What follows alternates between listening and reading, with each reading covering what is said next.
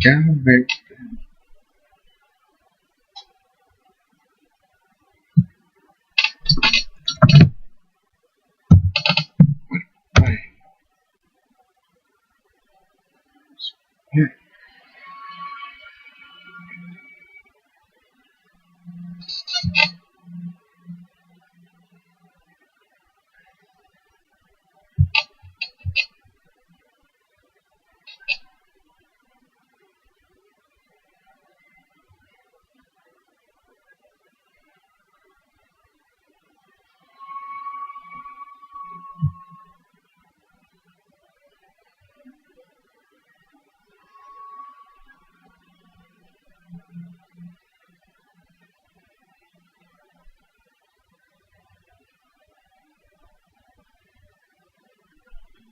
TYT listened to you.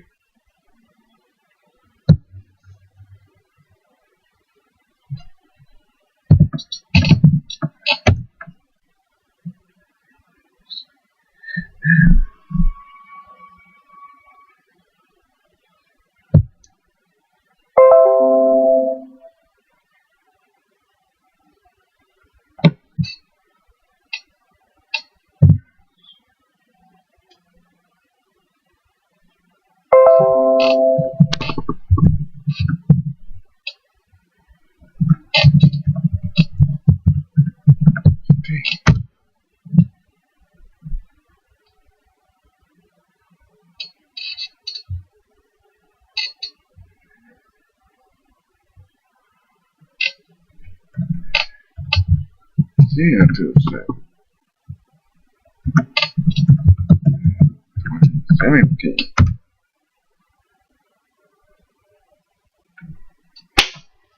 Crossing ahead.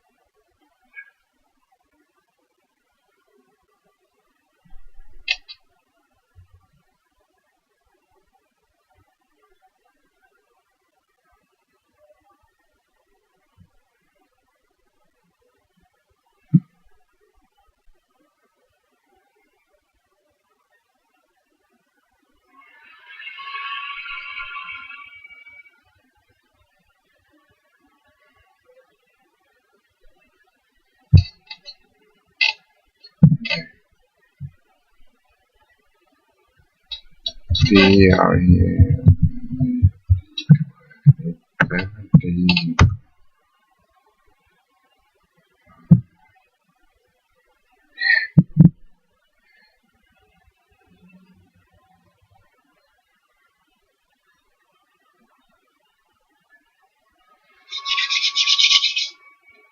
It's doing it.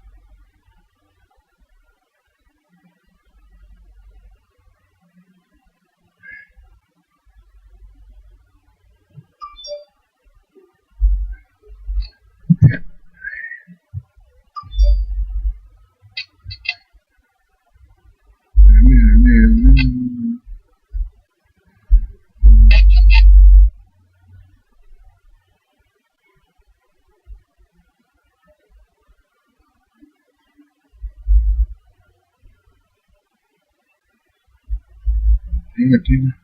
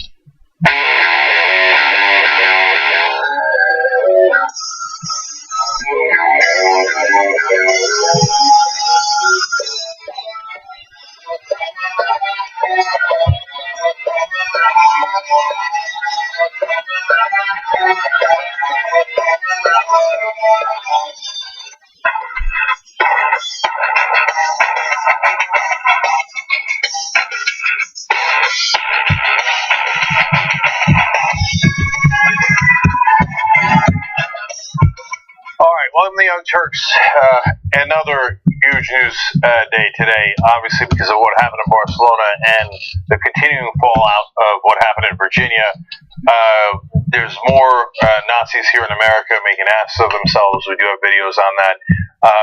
And Donald Trump and Steve Bannon also making asses of themselves with amazing stories of what they actually think those were going to be the lead stories, and they are. I don't want you to miss them. They're later in this hour, okay? But obviously, tragedy in Barcelona is first. So let's discuss that. Yet another day, yet another terrorist attack, and this time it's in Barcelona. Same MO as has happened before, and now here in America, unfortunately, as well, where the terrorists used a vehicle to run people over. In this Barcelona attack, 13 people killed and over 100 injured. It just happened today, so there'll be far more details as the story unfolds. There's news of a Moroccan man who is identified as having rented the van that did the damage, but there's also stories that he turned himself in when he saw himself on local news. So we'll update you on all that as soon as we have the information, but that's breaking as we speak right now, live on the air. So I'm going to show you a video, guys, because it's super hard to look at, and I get it if you don't want to look at it, because you're going to see the people in the streets, etc. This is like what happened in Charlottesville in a lot of ways. It's gruesome to look at, but we got to realize what's happening here, and we don't have an enviable job here as we show you the raw, ugly truth as to the damage that's done. But whether it's drone strikes or Nazis or ISIS, you got to see it to understand how bad it is. So here's what happened in Barcelona.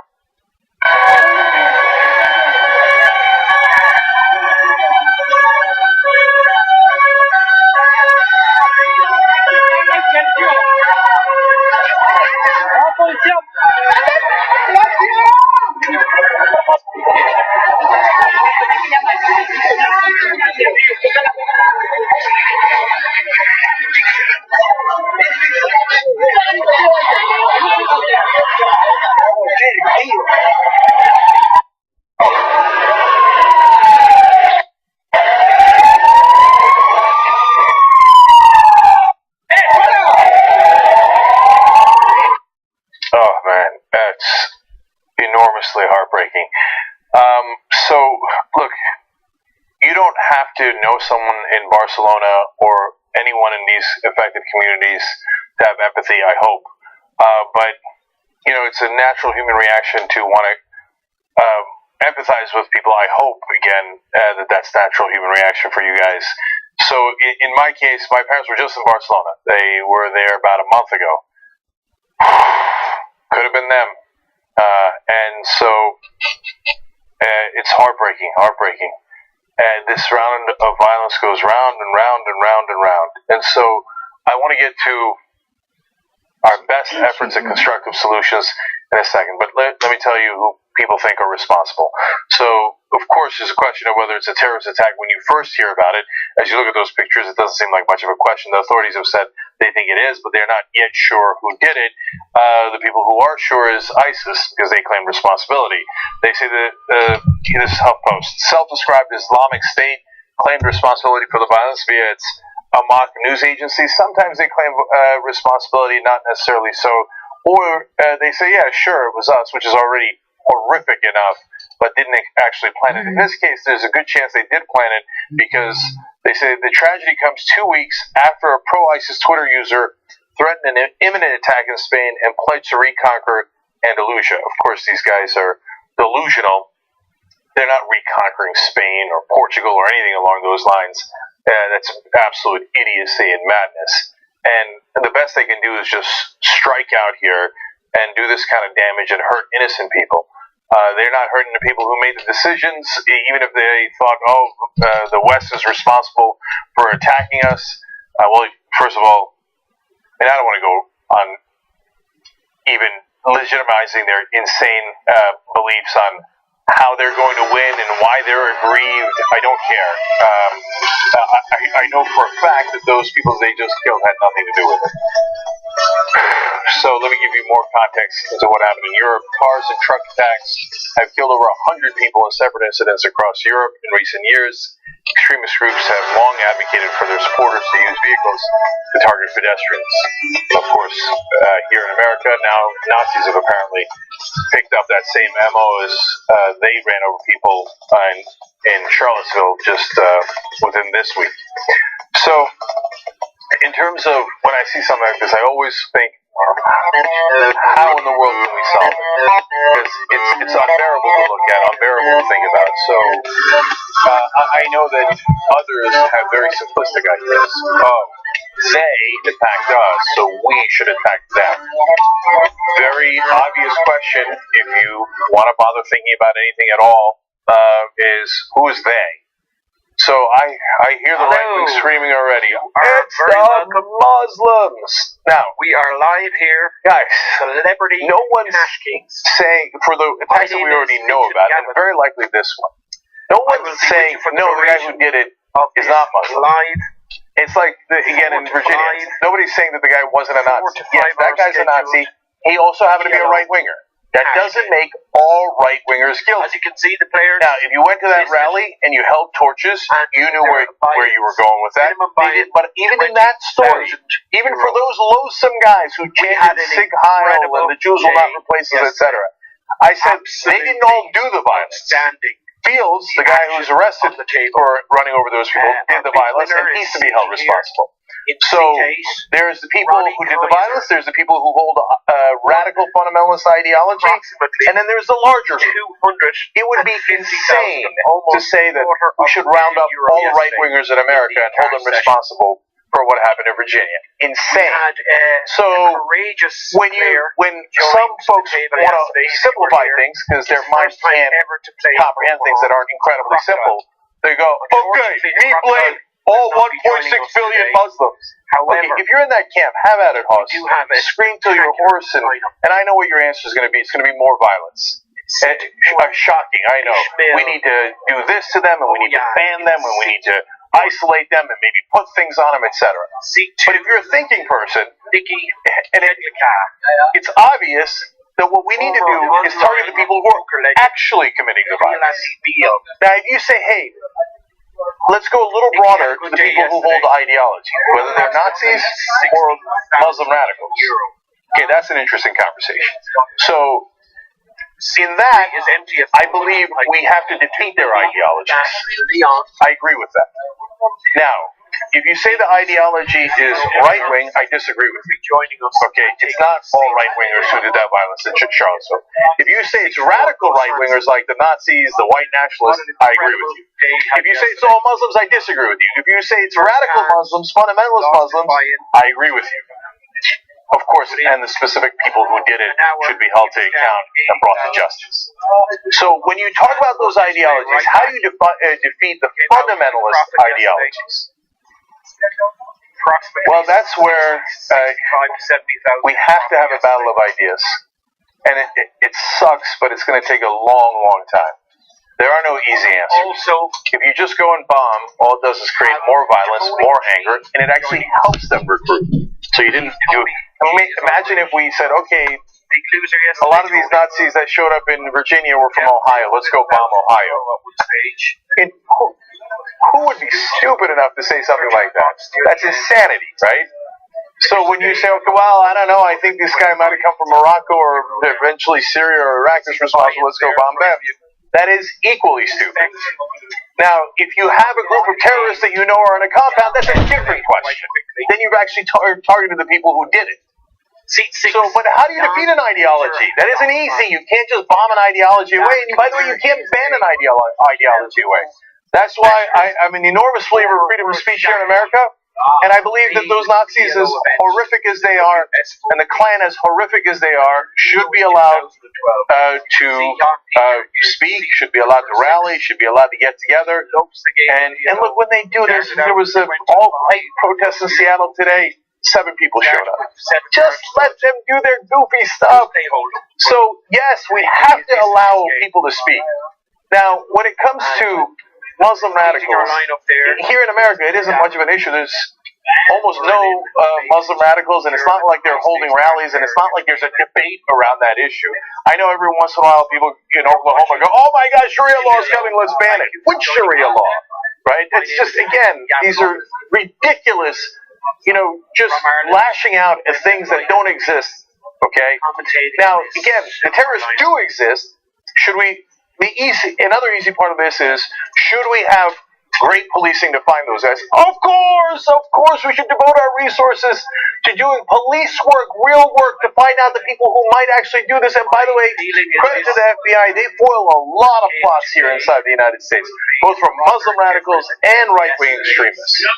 So, and obviously we hope and want to assist in every way in Europe to do that as well. Now, in terms of defeating the ideology, banning it doesn't work, bombing it doesn't work. And by the way, if you're in the school of, let's bomb it, it'll work. What do you think we've been doing the last 15 years? We invaded Iraq, bombed the hell out of it. How'd that turn out? Turns out Al-Qaeda turned into ISIS, got worse. We've been bombing ISIS and Syria for years now. Has it stopped any of this? It hasn't. So your ideology is not only immoral in bombing sometimes random or innocent or civilian people, it's also counterproductive and ineffective. So now, finally, to my idea on how to defeat that ideology, you have to make our side more attractive and their side less attractive. So I know that's a simple start. Difficulty is in the execution. So they aren't correct. They aren't correct. And they're not. And they do this stuff because they're losers. So you saw the guys, marching in Charlottesville. Were there any CEOs in the bunch? Were there any celebrities? Were there any incredibly successful doctors? I didn't see any. No, it's usually guys who are really angry because things aren't working for them. And they don't want to blame themselves. They want to look for excuses, so they lash out at other people. Same with radical Muslims. They're losing. Do they control Syria? No. And even and that is their ideal scenario where it's war-torn and fundamentalism is more likely to take root. Are they going to regain Spain? Of course not. Are they going to be able to effectively attack America? Of course not. They're losing. They're desperate and losing, and that's why they do these things. But if we could find a way to defeat the core of their ideologies, and I think that it is, we're on the winning side. It shouldn't be that difficult to prove to people that Nazis who think white people are superior and the Jews and the blacks and the Muslims and everyone else is inferior. That's not an idea that's going to win in the long run. You isolate them. And by the way, in that case, what do? You show them, hey, I know you're angry. Okay, but you think the Jews control the world, or some Mexican immigrant who just crossed the border somehow has all the power? That's insane. Put out the truth. Whether it goes to them is a different question. And you might not be able to, you're not going to convert the guys who are already Nazis. You're not going to convert the guys who are already ISIS. I'm not naive that he's about to do a terrorist attack. What, are you going to hug him? No, you're going to arrest him. You're going to bring him to justice. We're talking about long term. Do more people go to that side or less people go to that side? So the real problems in America aren't done by the powerless, they're done by the powerful. So I can show you how the system got corrupted. I can show you how the money in politics created the great inequality that we have now that drives that rage and anger in the first place. So show the reality of what's happening. In the case of Muslims, these radical Muslims have been convinced that they could win through violence. That is insane. But we don't help it by saying, okay, our answer is also violence. So, look, part of it is the religions aren't true. They aren't true. Now, that doesn't mean that a great nun who cares to do the right thing and feed the poor and the hungry is a bad person. Doesn't mean Martin Luther King was a bad person. It doesn't mean a good Muslim who wants to help the poor and the needy just as much. It's a huge part of the Quran, is a bad person. It doesn't mean random aunts, uncles, and grandparents are bad people, whether they're Christian, Jews, or Muslims. But the religions are wrong. They're wrong. They're inaccurate. They're not true. Jesus didn't walk on water. Muhammad didn't talk to God on a mountain. And you're telling me Muhammad talked to God on a mountain, and God happened to say, hey, Muhammad, why don't you just take all the advantages for yourself? Take all the women, take all the land, take all the power. Boy, that's awfully convenient. Mormonism isn't correct. He didn't have magic goggles and read magic tablets. There was no virginal birth. Moses was never in Egypt. He never split the Red Sea. It never rained frogs. So you have to say that. Now, that doesn't mean that, I'm going to repeat it for the 18th time, that innocent Christians who earnestly believe those things are bad people, or that they're in any way connected to radical Christians, or that innocent Muslims are connected to radical Muslims. But if you start to believe in fairy tales, then someone can tell you a different kind of fairy tale, and you're a little bit more likely to believe it. So yes, we do have to go and tell people the religions aren't true. And I know that makes people incredibly uncomfortable, but that is the case. So once you can, I mean, look at the prosperity preachers here in America. They convince people that they need and this is literal, their 13th private jet. Because if you give money to them, then Jesus will favor you. How in the world could anybody believe that insanity? And that doesn't kill anybody, but it's still insanity. How can you possibly believe it? Because once you let go of reason, and you said, I'm just going to turn myself over to blind faith. Oh, well, then if you tell me God wants you to have a private jet, or Donald Trump to win, or George W. Bush to win, then I'm going to believe you. If you tell me that Allah wants Erdogan to win, or ISIS to win, I'm going to believe you. No, we got to get back to rationality and reason. So don't lash out and do something stupid and blame all people in any category or ethnicity or even a religion for the problems. Because it isn't Muslims, it's radical Islam. So, yes, if you're a Muslim and you love it and you believe it, then you should fight against the radicals within your religion. And again, if you're a Christian, you should fight against the radicals in your religion that believe in end times and think that we should have one giant Holocaust at the end where 7 billion people die, but you get vacuumed into the sky, and you want your presidents to effectuate that policy that gets us there. You're also insane, and the moderate Christians also need to fight against you. But once we get past the radicals, the other problem is that the basis of all the religions are inaccurate. They're just not true. So you want to hate me for that? I understand. But go read it. I mean, and most of the people who believe in Christianity or Islam have never even read the texts. If you read those texts, they are ridiculous, preposterous. No human in their right mind could read those things and go, yes, well, obviously you'd have to sprinkle the goat blood all over the temple or the mosque or whatever to make sure that the Yahweh, the sky god, favors you. We have to stop believing in fairy tales, especially violent, dangerous ones. And that is going to take a long time, but we got to get on that road now so that we don't have people taking benign fairy tales and turning them into dangerous fairy tales, no matter what the religion is. And one last time, if you think your idea of it, of the way to combat this is, oh, no, I know. It's okay. Your sky god is wrong, but my sky god is awesome. And Allah didn't talk about heaven on a mountain, but obviously Jesus was born of a virgin and walked on water and rose somebody from the dead, and we drink his blood and eat his body every Sunday. Obviously, and when we say everyone should die at the end in the giant Armageddon, that's awesome and humane, but they're the bad guys. You're not helping anyone. All you're doing is perpetuating the same fairy tales. And by the way, Muhammad basically ripped off the Old Testament and the New Testament. Yeah, apparently he didn't like the word very hard, so he's like, okay, Old Testament, yeah, I'll take a lot of those fairy tales. New Testament, I'll take some of those fairy tales. And then at the end, I'll write in how awesome I am and how you should follow me. So the basis of it is all based on fictions from thousands of years ago. So you're going to stop attacks like this? Unfortunately, one of the things you got to do is to end the fairy tales. My name is Vincent Gavin. Okay, now, speaking of fairy tales, let's go to Trump's reaction. Approximately 100 hands, which is 4 to 5 hours. Okay. So we have this tragedy in Barcelona that happens today, 13 killed, 100 injured. Guy runs over a lot of people in the middle of the square. It's just horrific to look at. So Trump sends a tweet right away. This first one's fine. He says, the United States condemns the terror attack in Barcelona, Spain, and will do whatever is necessary to help. Be tough and strong. We love you. Good. Okay. Almost presidential. Rock. Fantastic. Okay. Please leave it there. Please leave it there. Of course not. So, first, let me remind you what he said about Charlottesville, about how he likes to gather facts first. Watch. Here's the thing. When I make a statement, I like to be correct. I want the facts.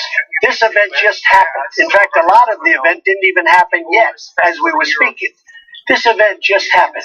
Before I make a statement, I need the facts. So I don't want to rush into a statement. So making the statement when I made it was excellent. Could not resist.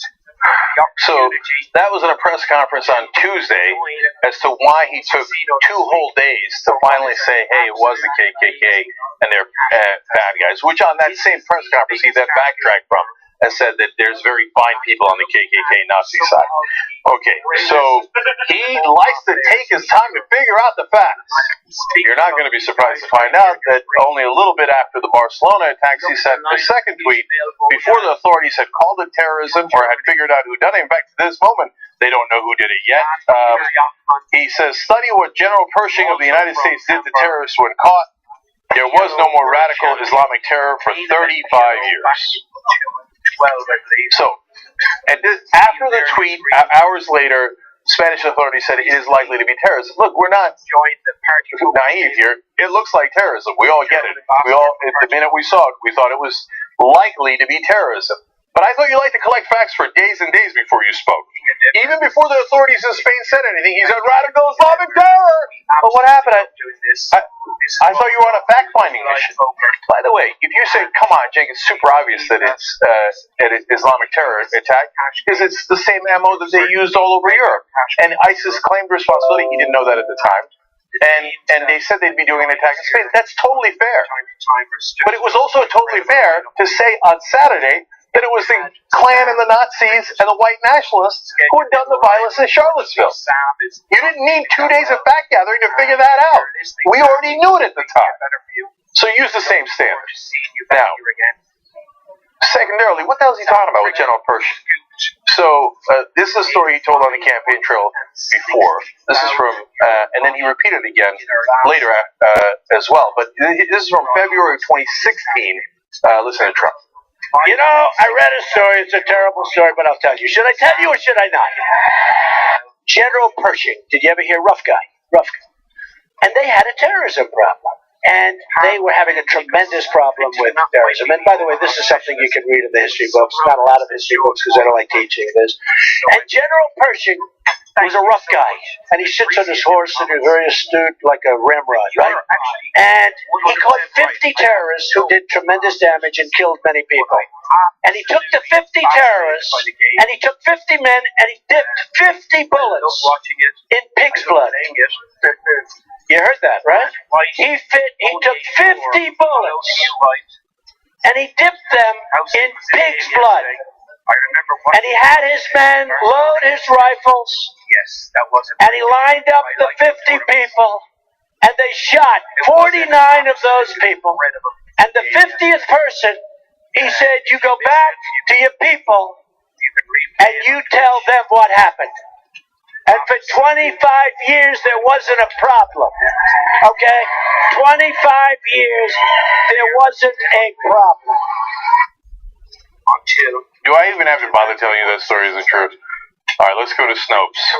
That's the website that debunks myths. They said, we haven't yet found any references to this alleged incident in Pershing biographies. However, nor does it match the way Pershing is generally reported as having dealt with the Moros in 1911.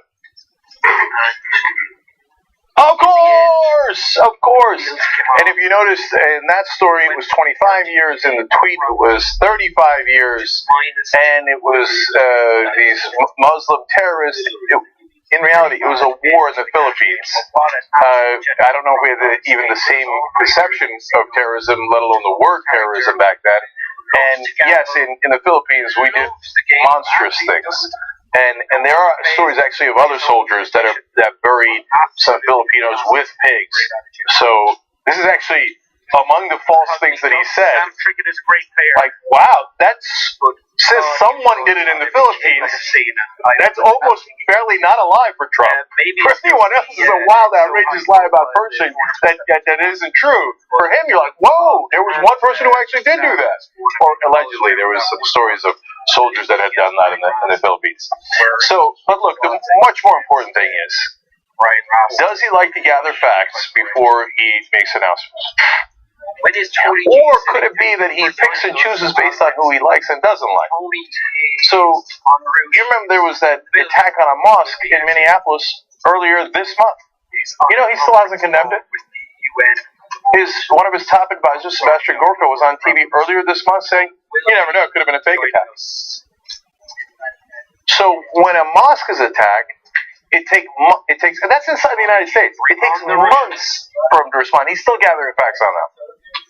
You know that the Quebec attack, 6 people killed, 19 injured, another attack on a mosque by a right-winger. Still hasn't tweeted about it. At the time, he was like, well, I mean, he made a call to the Prime Minister, and then, tweet about it or talk about it publicly. I need to gather facts. That was 6 months ago. So when it's a right-winger doing an attack, I got to gather facts. I'm a guy who likes facts. I gotta wait and wait and wait and wait and wait. Because he doesn't want to condemn them. When he thinks it's a radical Muslim that did the attack, even before the authorities tell you who it is, it's them, facts. I don't need no stupid facts. It's the Muslims. Okay. Now the reality is, in this case, it is very likely a Muslim radical. And the authorities say that it's a terrorist attack. But it's also true that it was outrageous, horrific right-wingers who did it in Charlottesville, and we knew it on Saturday. You didn't need to wait till Monday, let alone the fact that you retracted it on Tuesday, and today you're still tripling down on how both sides do it. You know what happened in Minneapolis. You know what happened in Quebec. If you had the same reaction to all of them, and you called out the Klan, the Nazis, and ISIS, and radical Muslims the same, great. That's what you're supposed to do as president. But when you say, oh, the Muslims are bad, but all my right-wingers who kill people, oh, golly, gee, I'm still gathering facts about them. We know exactly what you're up to. It's horrific. It's disgusting. It is a poker player paradise. If you're a Trump supporter, you know he's not gathering facts. Just say it. Say it. We don't like Muslims. We're bigots. Okay? Then I don't like the Muslim radical who did Barcelona. No one does. Those people are monsters. That's super easy to say. Leave it there. No, you're not going to leave it there, right? No, all Muslims. Most Muslims. Majority of Muslims. You know it, and Trump knows it, that's where you're going with it. So just say it. Say it, okay? Now, when it's a right-winger who does it, we're not as stupid as you are. We're not as stupid as Donald Trump is. We say it was those guys who did it. It was Fields in particular, and the guys at the rally who were the alt-right, the white nationalists. That doesn't mean every right-winger in the country. That doesn't mean 50% of the country are monsters or killers or believe in a radical ideology. They believe in an ideology that I wholeheartedly disagree with, whether it's right-wing ideology or Muslim ideology. I don't agree with either one of those. But the real problem is the radicals. Decent, smart people say, yes, it is the radicals and the fundamentalists that are the problem, and it is their fundamentalism and their extremism that's the problem. Indecent bigots like Donald Trump go, no, I don't like those radicals, and I'll blame the entirety of that entire ethnic group or religion for it, but I'll ignore that the core of the problem is actually extremism and fundamentalism. And if my side, right-wingers, have radicals within their ranks, I won't call them out. Or it'll take me days and days to call them out, or months and months to call them out. That's what a bigot does, Young Turks. Believe me, things will change.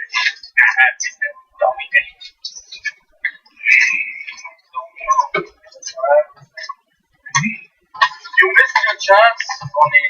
You missed your chance. Welcome to the Control Room exclusive members coverage of TYT postgame live from Rebel headquarters in sunny Los Angeles. So Jason, The air is electric after yesterday's postgame. He's talking about Miami. You know, the only thing about this, Jason, is we've heard the Miami stories. I'm looking at Kasperian's interest here. He's giving him the cordial glance to the side, but I just don't know if it's really there. Oh, that's where the vagina is. Okay, that joke landed like Apollo 13 there. And Kasperian gives him the courtesy laugh, gives him the Edwin way. Had you had sex at that point when you took that class? Anyways, so Hold on a minute. He's found an opening. Is he finding his way to come back, Jason? Eyeball, Jay and Jack Kruger coming back with a comment. No one would have seen this coming. And he's in the mood, and there's some music in the background. He's got the sideburns, he's got the long hair. And he won't find himself. There's no way he's ready to. I mean, I'm it's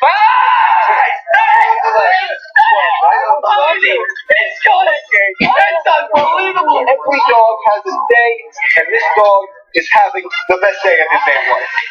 That was an outstanding postgame. If tonight's postgame is anything like last night, we're in for another. Exactly right, Francis. And don't forget to check out the TYT postgame after the Young Turks every weekday on TYTnetwork.com/memberslive. Hey, what's up? Aaron, what do you like better? The Gravy or the Rabies? Go.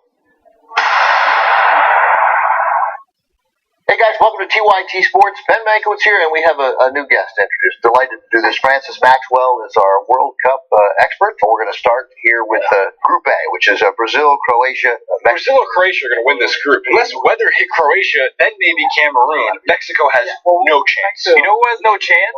The U.S. Literally no chance. Well, not sure if you're trying to piss me off or something, but not What I quite. told you about Mexico was a fact.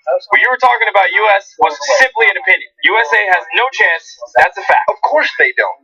I might have been mistaken, because in football, there's always a chance, even when there's no chance. Like I said, what you gave was an opinion. What I gave you was a fact. Calms the assholeness down.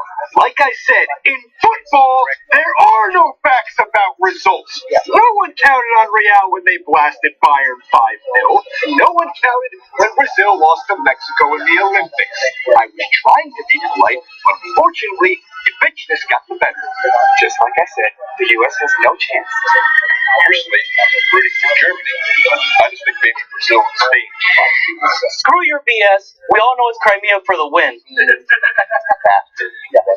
Well, see it within the first 2 minutes. You're like, these guys are just, they're fast. Absolutely, I agree. And they've always had that speed about them. It's always been about speed about it.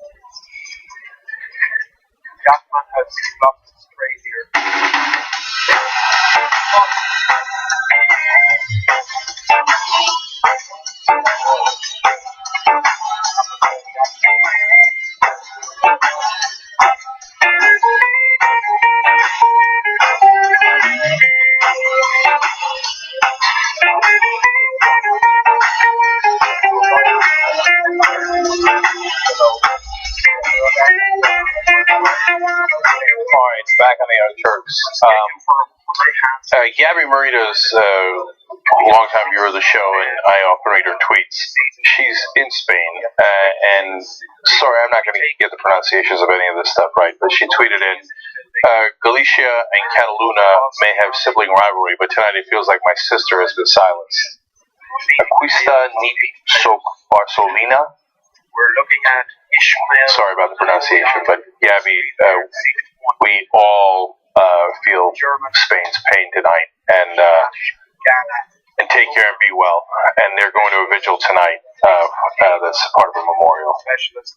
Mirror wrote in, but there was violence on both sides, right? I mean, so think about that. I mean, who would be monstrous enough today to say, well, the ISIS guy who drove the van and the people who got run over? I mean, problems on both sides, terrific people on both sides, and bad people on both. Who could possibly say that about those poor people run over in Barcelona?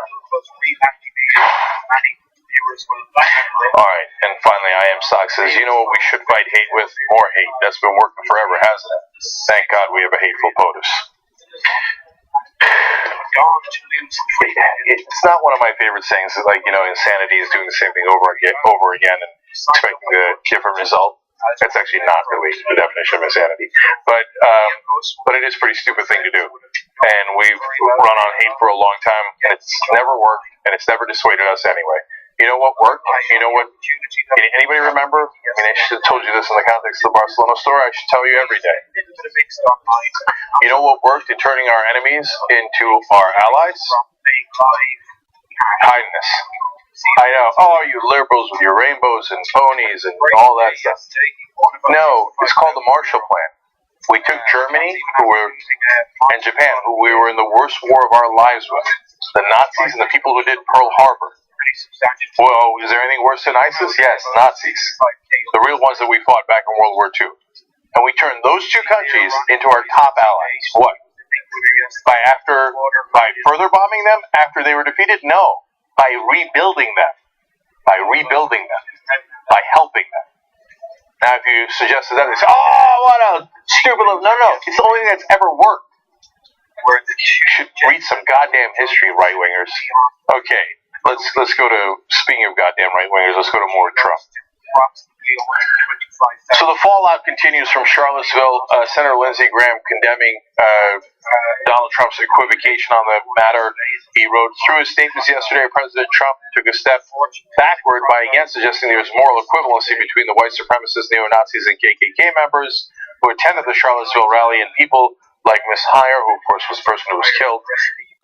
I, along with many others, do not endorse this moral equivalency.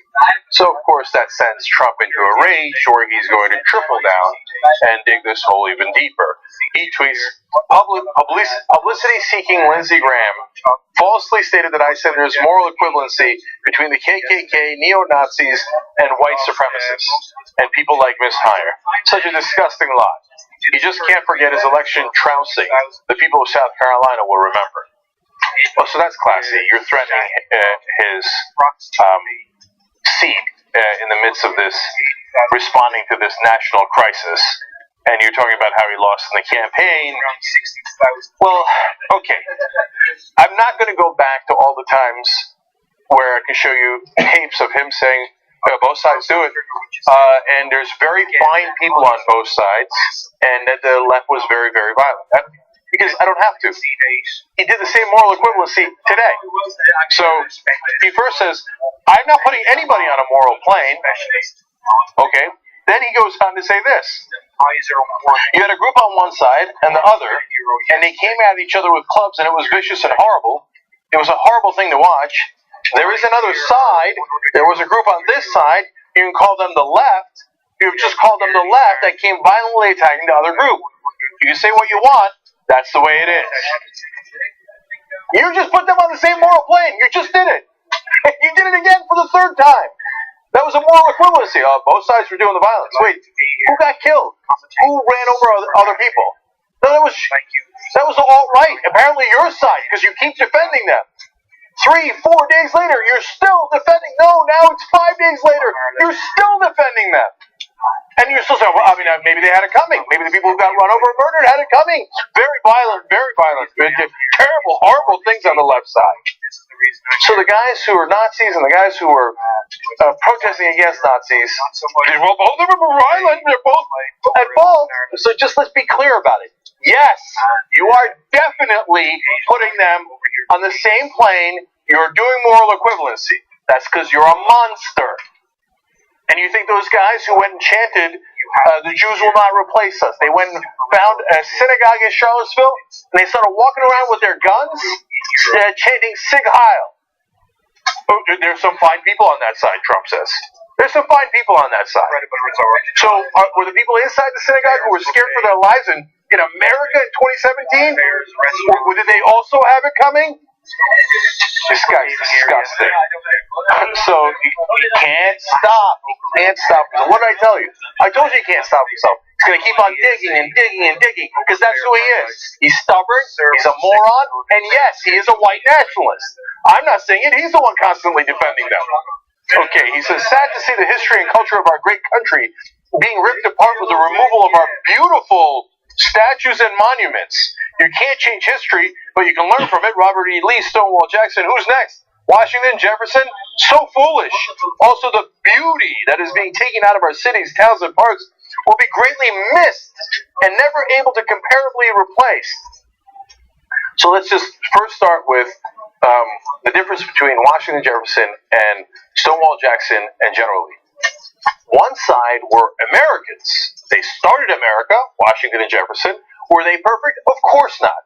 Do we study them in their full context? Yes. Any smart person would. But they started America and built the foundation for a country that is amazing. And yes, that union needs to be perfected, but they wrote a beautiful constitution. And one of the greatest documents ever. And one of the reasons it's one of the greatest documents is said you should change this document from time to time, and you should make it better. And we have.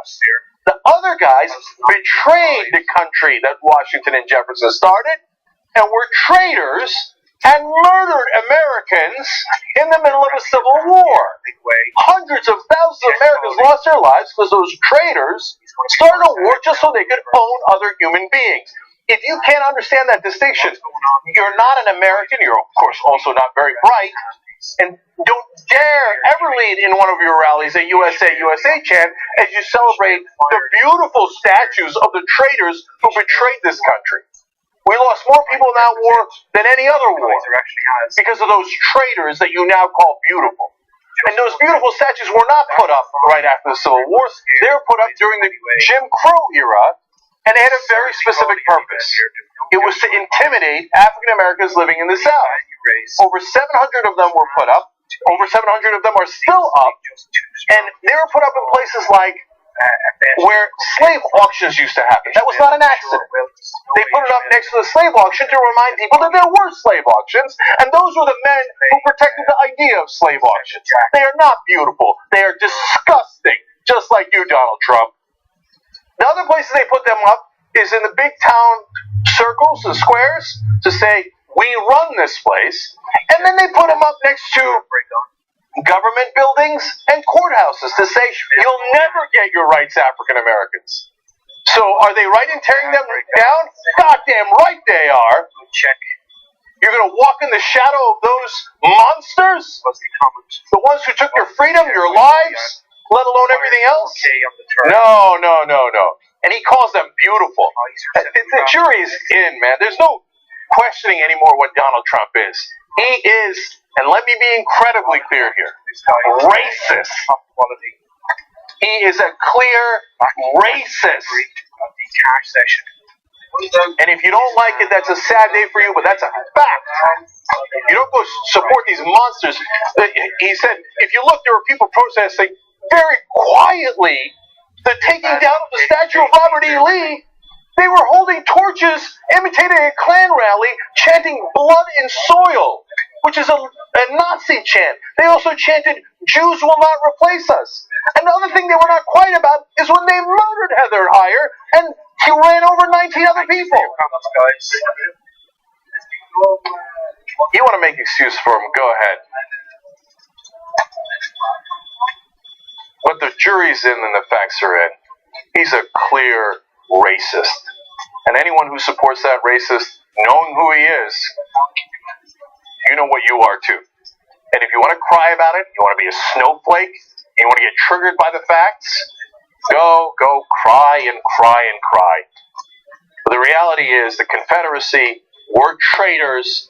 They wanted slavery. They believed in white supremacy. And yes, you moron, if you believe in white supremacy, that is the definition of racism. I saw an idiot Klansman the other day on a video going, "Oh yeah, white people are superior, right?"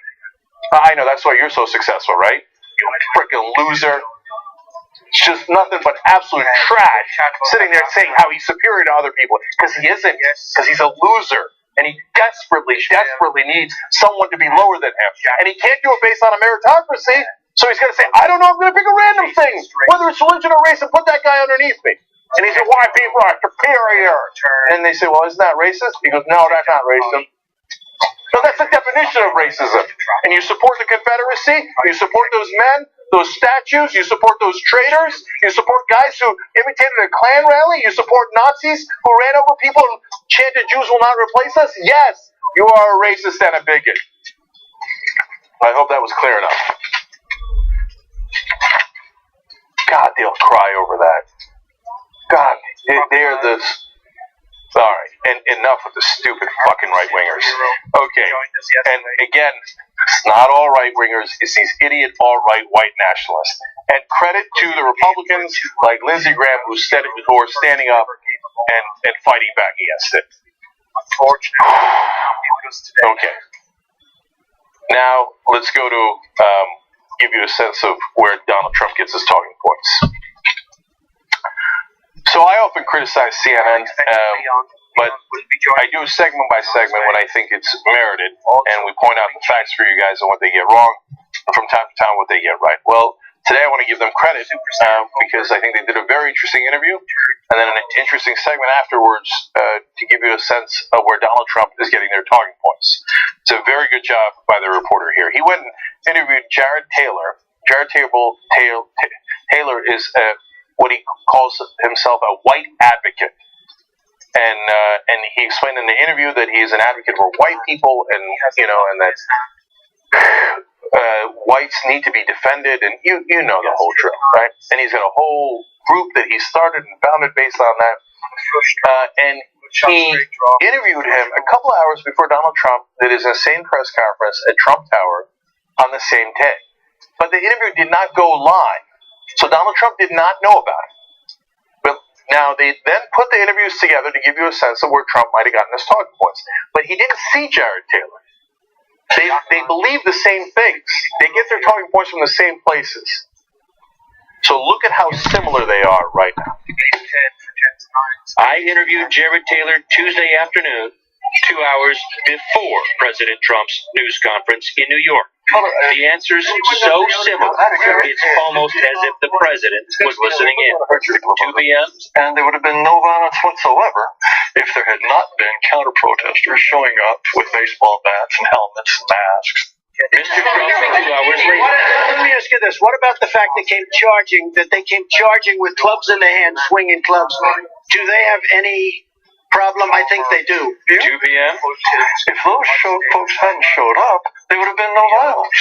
I believe they are much more hate motivated than the people who wanted to gather and talk about preserving the Lee statue and preserving a white majority. Many different 4 p.m. But not all of those people were neo-Nazis, believe me. Not all of those people were white supremacists by any stretch. Those people were also there because they wanted to protest the taking down of the statue Robert E. Lee. Then this. When are we going to rename the capital city? Washington, D.C.? He was a slave owner. When are we going to write out of history the first 7 of 9 presidents who owned slaves? Are they all going to come down? Well, no, George Washington was a slave owner. Was George Washington a slave owner? So will George Washington now lose his status? Are we going to take down? Excuse me. Are we going to take down statues to George Washington? How about Thomas Jefferson? What do you think of Thomas? If it talks like a white supremacist, it's likely a white supremacist. Same ideas, same ideology, same talking points. At least we now know where Donald Trump stands. Sure, he must be so proud to stand with those white supremacists, racists. That's who Donald Trump is. We'll be right back. I think it's around $6.5 grand.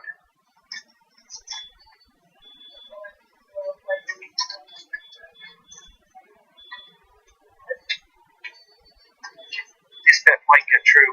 Kaiser does have Now, you guys are going to think, especially my early behind-the-scenes footage, like, I already went and looked at the comments in the member section.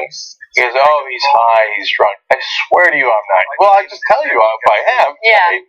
And so I get goofy in the behind-the-scenes stuff. What's the need for the butter with this pretzel? This is already super fattening it up. You don't need to put butter on this thing. Why'd they make me do it, Vince? Why'd they make me do it? I'm just saying that this is known as the rear end guy.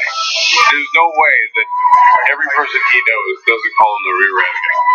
I want you guys to see if you could see the lightning bugs. Light them up. Light them up.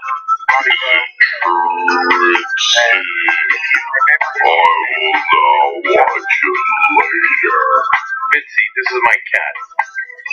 You know what his name is? Kiki Cat. Imagine it, isn't it? Hey, Kiki Cat. Kiki Cat. All right, this is Kiki Cat signing out. Hey, Al, I can't remember. Is there a specific blur we use for Miley Cyrus's butthole? Is it like a Gaussian or a mosaic or a compound? I'm Hassan Piker. Don't forget to follow me on Instagram at Hassan D. Piker and on Twitter at Hassan the Hun. And this has been The Breakdown. Was that good, guys? Okay. Not enough hashtag use. Hashtag abs, hashtag model, hashtag woke bay. Hashtag one black friend. We're thinking more rings. I got him here. You need more accessories. Way more accessories. I don't know where to put them. Come on, throw these on. Woke bay, not sleep bay. More sexy, too. When's the last time you posted on Instagram? Too long. Come on, man. No, you need to post at least once an hour. What's the outfit of the day today? Is this what you're going with? No. We need more accessories. We need... This doesn't have anything to do. It doesn't. For your gay audience, man. Yeah, the gays love you, man. Okay. What else? What else do I need to do? You haven't appropriated a culture in a week. We have like a kimono or something. Yeah, that looks good on this. Perfect. How many rings you got on? Do you have any more? I got 3. Yeah, can we get more rings on this? And when you're done, kiss the ring. Look at the camera. Kiss the ring. Maybe like a little wink. Islam's role in terrorism and all the Huffington Post articles weren't doing well. I was thinking. How many likes did our last outfit of the day picture have? Only like 100,000.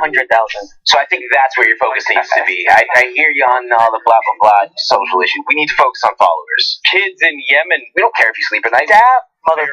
Dab. Okay. Dab. There you go. More. Talk about yourself more. I'm Hassan Piker. Don't forget to follow me on Instagram. Yeah, be more into it. Instagram. This is important for me. Americans losing access to healthcare coverage. I hear you. Attack Tommy more. I've done it. So many. She shoots out of her living room now. It's like punching down now. We're okay with that. That's the brand. We made you. We got you verified. You're nothing come without on. us. So I don't know what else I need to do here. Just take off that shirt. That's exactly why Tommy Lauren is stupid. I hate you. I'm Hassan Piker. Follow me on Instagram. Hashtag Wolfbay. Hashtag Wolfbay. Please follow me. Please. Set of kings. Upset.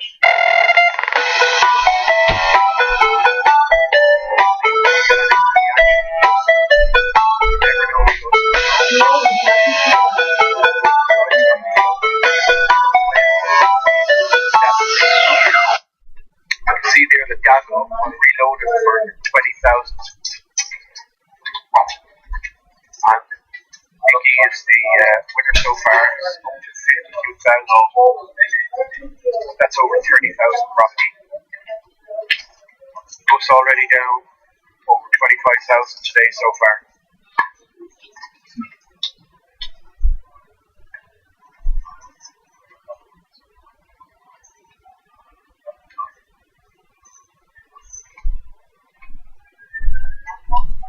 Thank you for joining us. We are watching a €100 PLO cash game live from King's Casino. Let's wrap it up. Next year,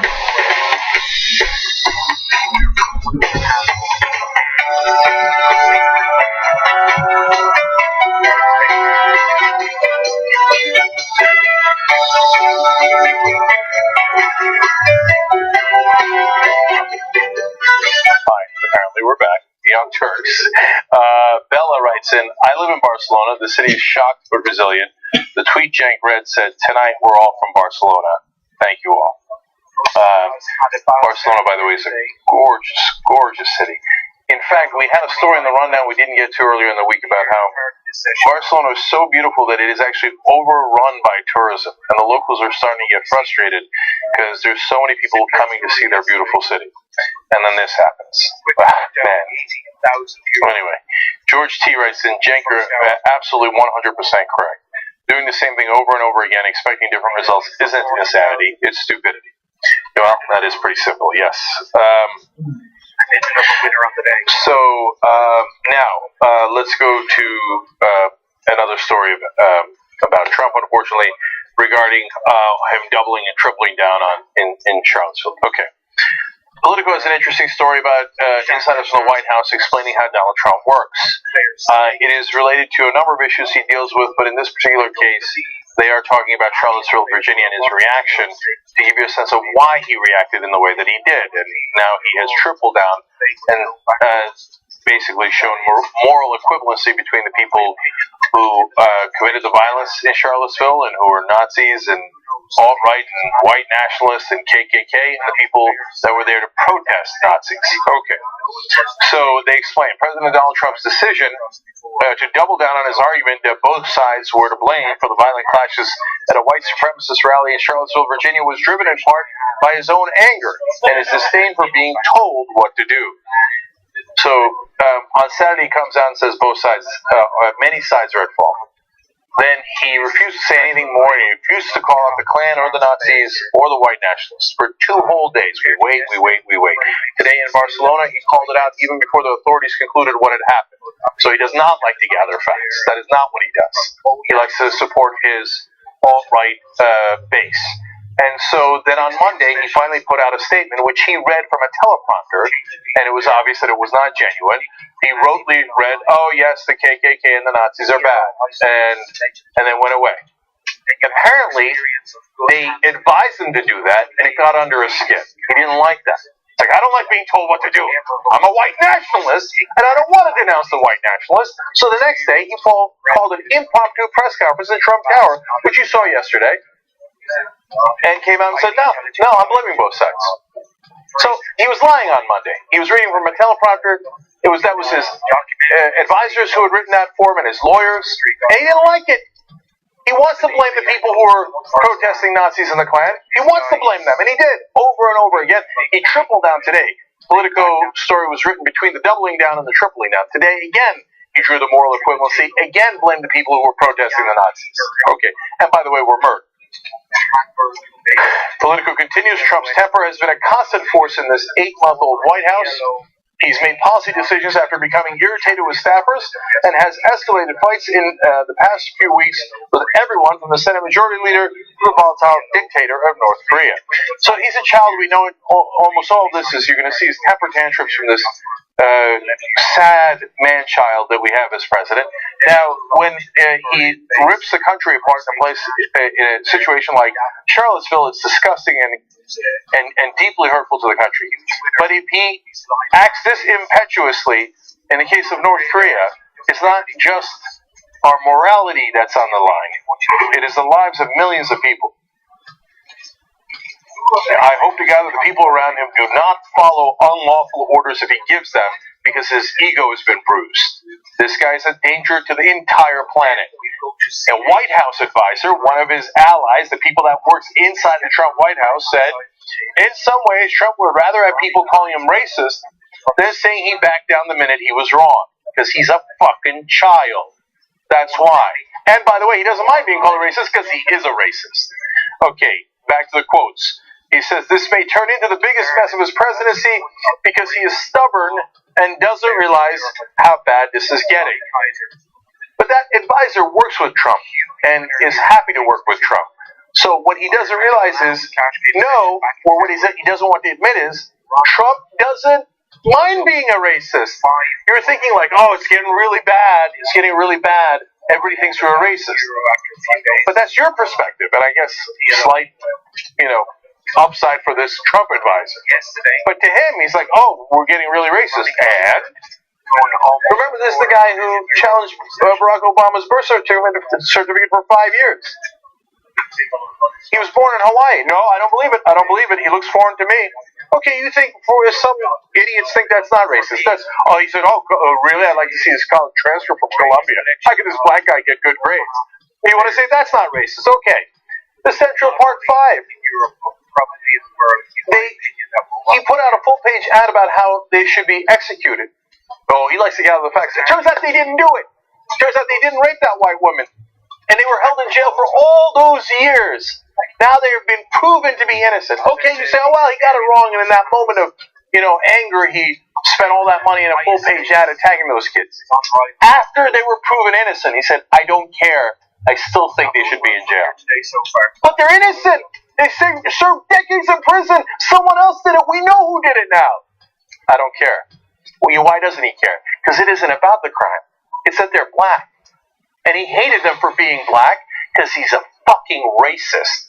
Okay, so now back to Politico. For Trump, anger serves as a way to manage staff, express his displeasure, or simply as an outlet that soothes him. Because he's also a fucking child. Oh, that made me feel better. I got to yell at somebody.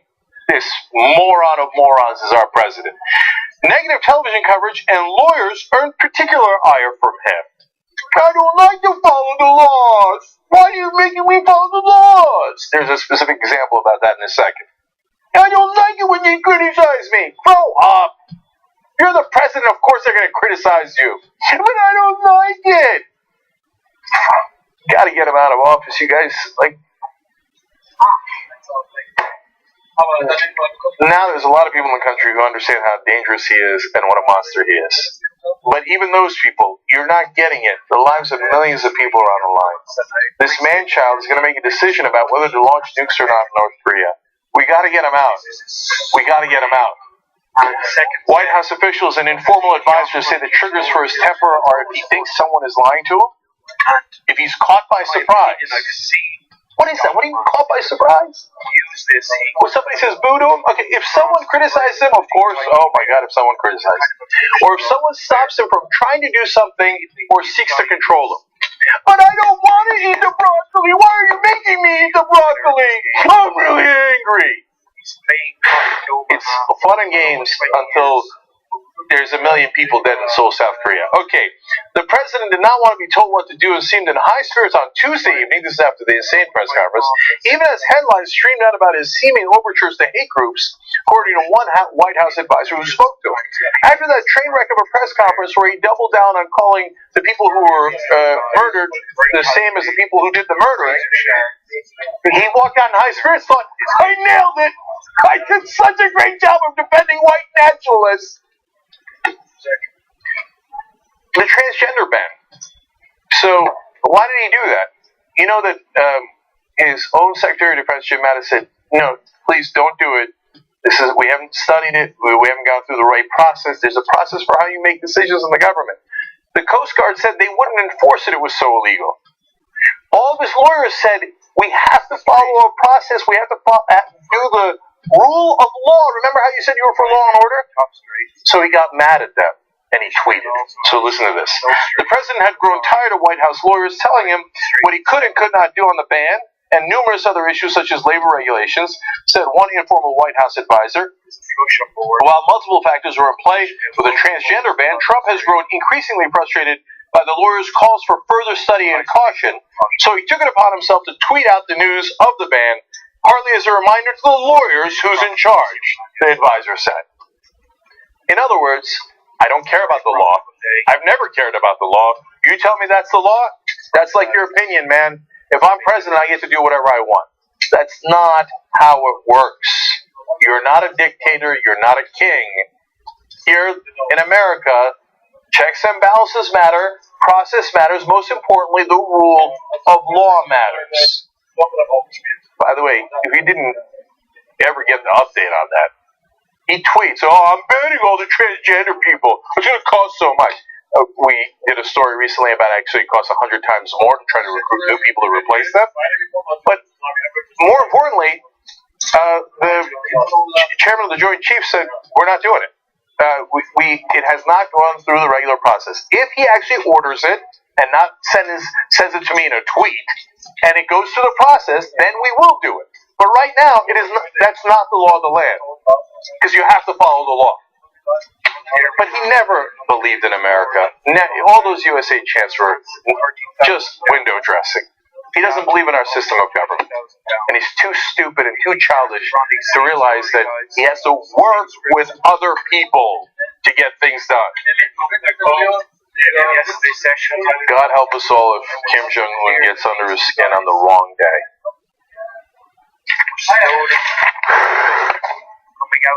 I'm so terrified for the people of South Korea.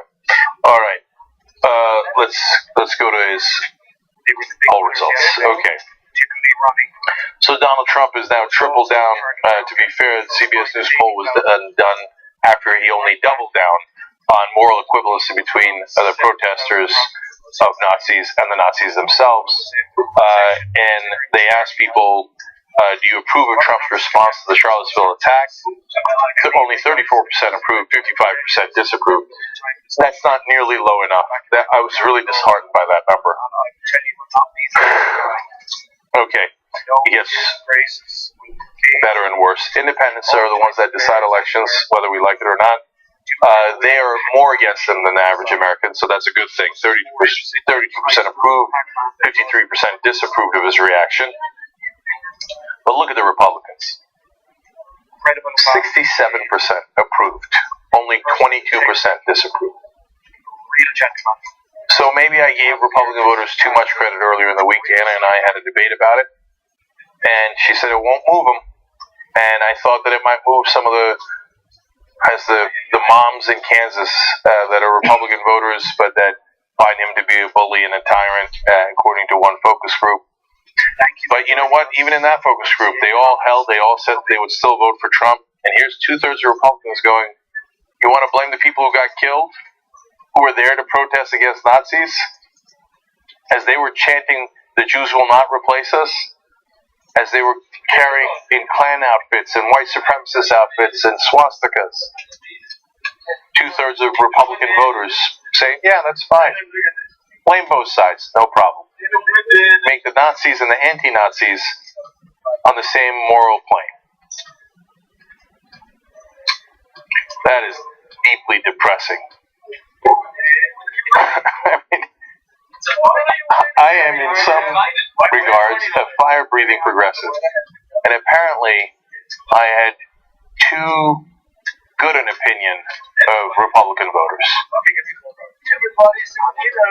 I guess they're much worse than I thought. Okay.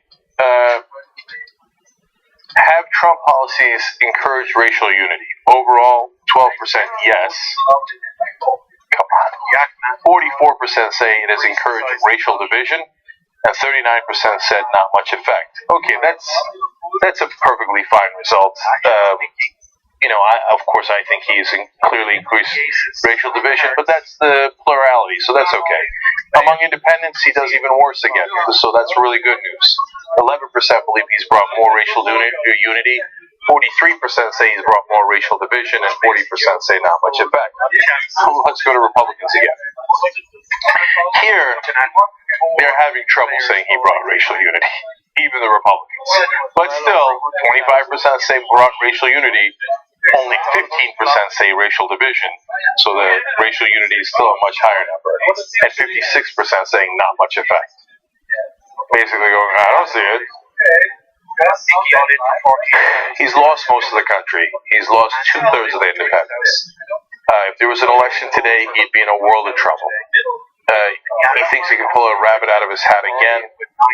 You were running against a person who was deeply disliked, who was a symbol of the establishment and the elites people didn't like. I don't know that you're going to get that lucky again. That's up to the Democrats. But even so, these are disastrous numbers. But when you look at the Republicans and how strongly they're still holding on to him, even after his equivalency on Nazis, it is a depressing state of the Republican Party in today's America. Okay, now let's go to Steve Bannon. I have a lot of news for you guys today. Okay. Steve Bannon pulled Scaramucci. He called up Robert Kuttner at the American Prospect, that is a progressive magazine, and talk to him. He didn't say it was off the record. Steve Bannon is a politically savvy guy. He's dealt with the media forever. He ran a media organization, Breitbart. He knows that if you're going to talk off the record, you have to say off the record. And he didn't. So I don't know what the hell is going on in his head. I don't know if this is him psychologically just going, forget it. He's already besieged, and Donald Trump did not enthusiastically back him the other day. There's calls for his firing. But he calls into Kuttner and then says amazing things, some of which are against Trump's wishes, and some of which are against specific people, so let me get to it. First, he ostensibly called to talk about China and North Korea because he thought Kuttner was on the same side of him when it comes to trade negotiations with China. I don't think that he understands where Kuttner stands. And even if Kuttner were to agree with him on trade issues, as he explained in the piece in the American Prospect, and we'll have a link below, you should read it, he certainly does not agree with Steve Bannon on anything else and is not his ally. So at a bare minimum, this was incredibly foolish on Steve Bannon's part. So on that issue, he says, there's no military solution to North Korea's nuclear threats. Forget it. Until somebody solves the part of the equation that shows me that 10 million people in Seoul don't die in the first 30 minutes from conventional weapons, I don't know what you're talking about. There's no military solution here. They got us. Now, that is directly contradictory of Donald Trump's rhetoric and policy. Oh, boy. That'll get you in trouble. Now, on the other hand, it's one of the rare, sensible things I've ever heard Steve Bannon say. It's a relief to know that he recognizes that millions of people would die in Seoul, South Korea, if we were to attack North Korea. So I hope if Donald Trump is thinking of attacking North Korea, along with the generals and everyone else in the administration, Steve Bannon says to him, hey, knucklehead, don't do it, we'll lose millions of people. I hope. He says, but that's not the important part, and that's not the main issue. He says the main issue is, quote, the economic war with China is, quote, everything. So now I think that in some ways we do need to get tougher on China. On the other hand, starting an economic war with them sounds like a disastrous idea. But do these guys look like they're going to be able to be tempered and sagely figure out what the right balance is so that we get a better deal from China without starting a trade war? It certainly doesn't appear to be the case. Okay. Well, now we get on to politics inside the White House. They say that you have all these enemies in the national security organizations, in the Treasury Department, among the top advisors to the president. He says on this issue about how he's going to do this ploy to start a trade war with China, he says, quote, oh, they're wetting themselves. What is with all the phallic references with Trump's advisors? Okay, that is not going to go over well, but he's about to make it worse. When they say, well, how about the people in foreign policy who don't agree with you? He says, quote, I'm changing out people at East Asian Defense. I'm getting Hawks in. I'm getting Susan Thornton, acting head of East Asian and Pacific Affairs, out at stake. You have the power to do that? I thought the president does that. Worked his way back. So, you know how they sometimes mockingly call him President Bannon, which definitely gets under Trump's skin? Well, this is why they say that, because he calls up reporters like, here's who I'm going to fire and not fire at the White House and on the foreign policy team. That puts you in trouble, dog. Jesus, this was incredibly stupid. If he did it on purpose, maybe this is three-dimensional chess. Because in regular chess, it looks like he's about to get, it's about to get checkmated and thrown out of the office. But we'll see. Trump hasn't fired him yet. About the fights, he says, within the White House, he says, that's a fight. I fight every day here. We're still fighting. There's Treasury and National Economic Council Chair Gary Cohn and Goldman Sachs lobbying. Again, here there's a kernel of truth in what Steve Bannon is saying.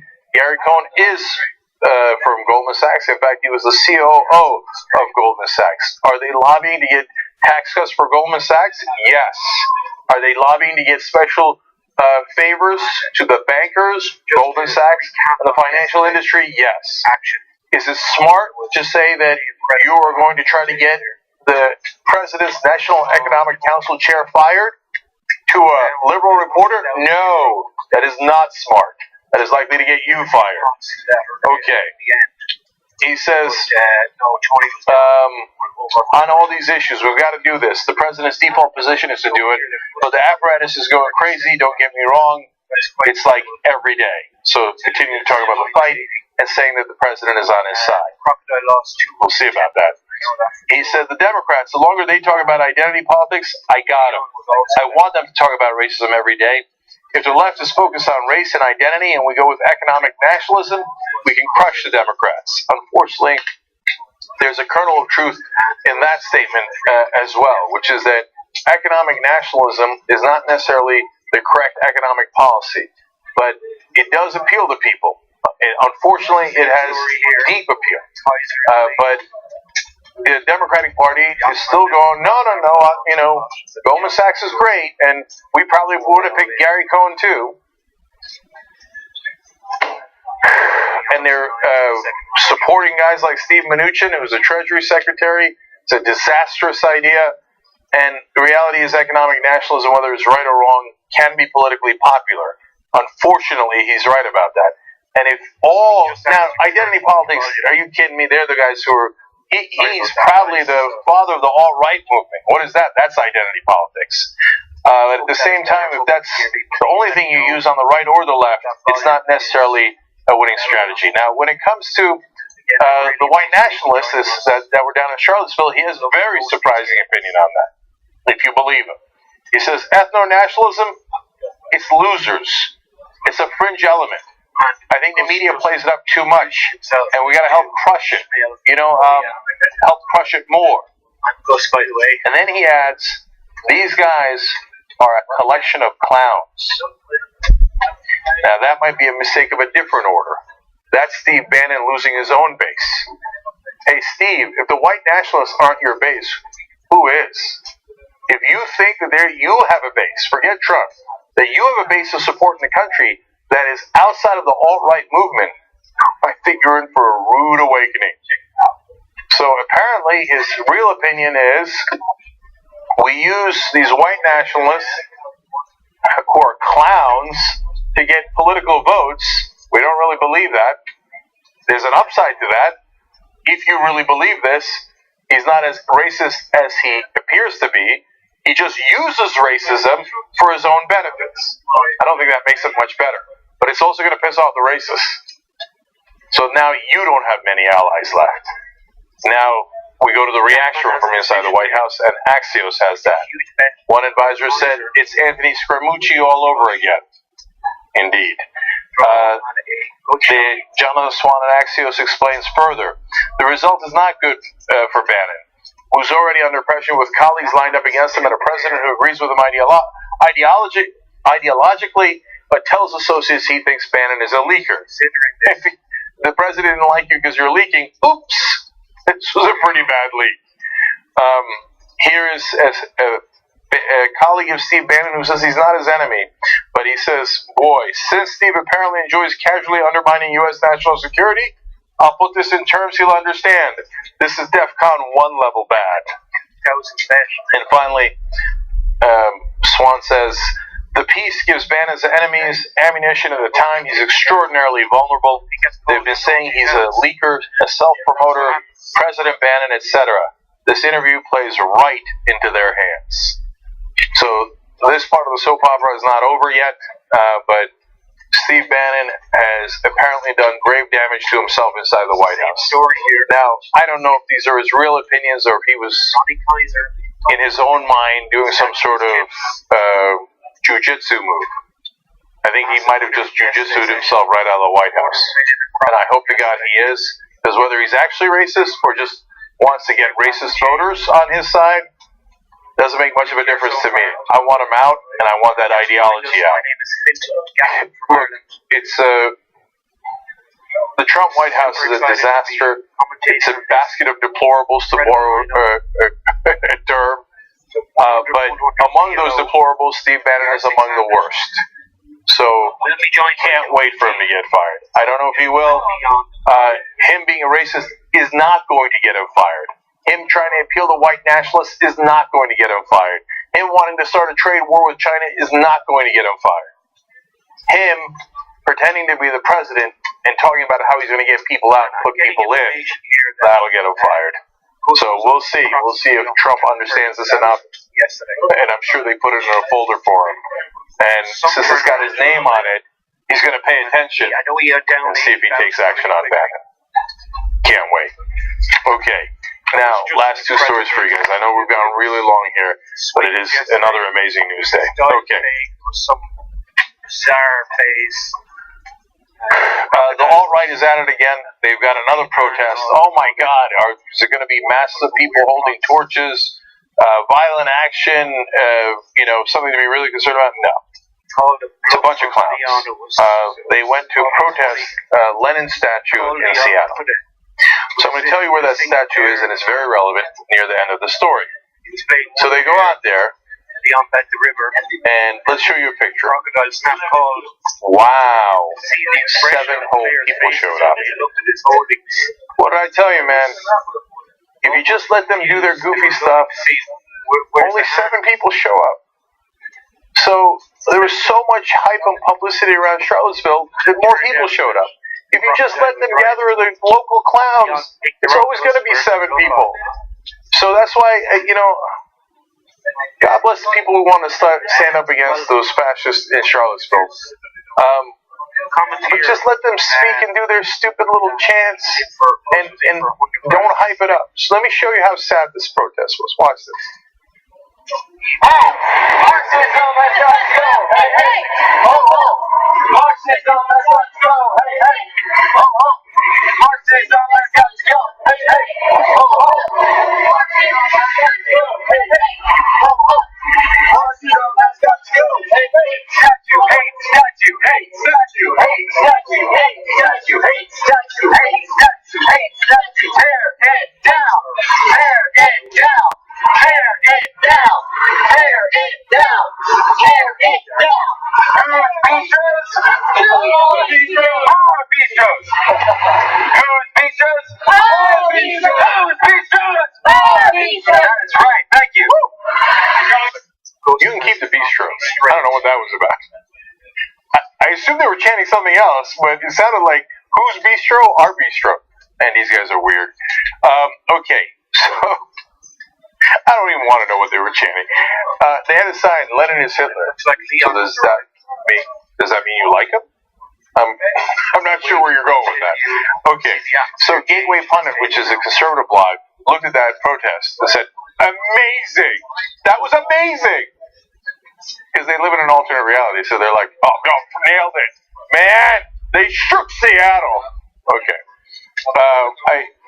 I can't help but read you a couple of snide tweets in response. Nate writes in, damn, if that crowd gets any bigger, it might be able to fill up a Dodge van. Mike writes in, the cool thing is if you guys go out to eat later, you don't need to worry about the automatic gratuity for larger parties. Dr. Geb Sorka writes in, biggest crowd since the inauguration. And Lee writes in, this is so sad, I've seen bigger crowds in an elevator. And then my favorite, from Stefan Hack. Heck, you guys are close to being outnumbered by the statue. We see Leon. Okay, so is this a big problem in America, Lenin statues? Well, there are over 700 Confederate monuments across America. To the best of our knowledge, there's one Lenin statue. Okay. But hey, the people of Seattle and the government of Seattle, look at what they're sending with that statue. Except for this. The statue, which is up for sale for $250,000, now sits on private property in Fremont. So, it's not on public land. Do you believe in private property? Boy, that would be ironic if you didn't. So there's nothing we can do about it.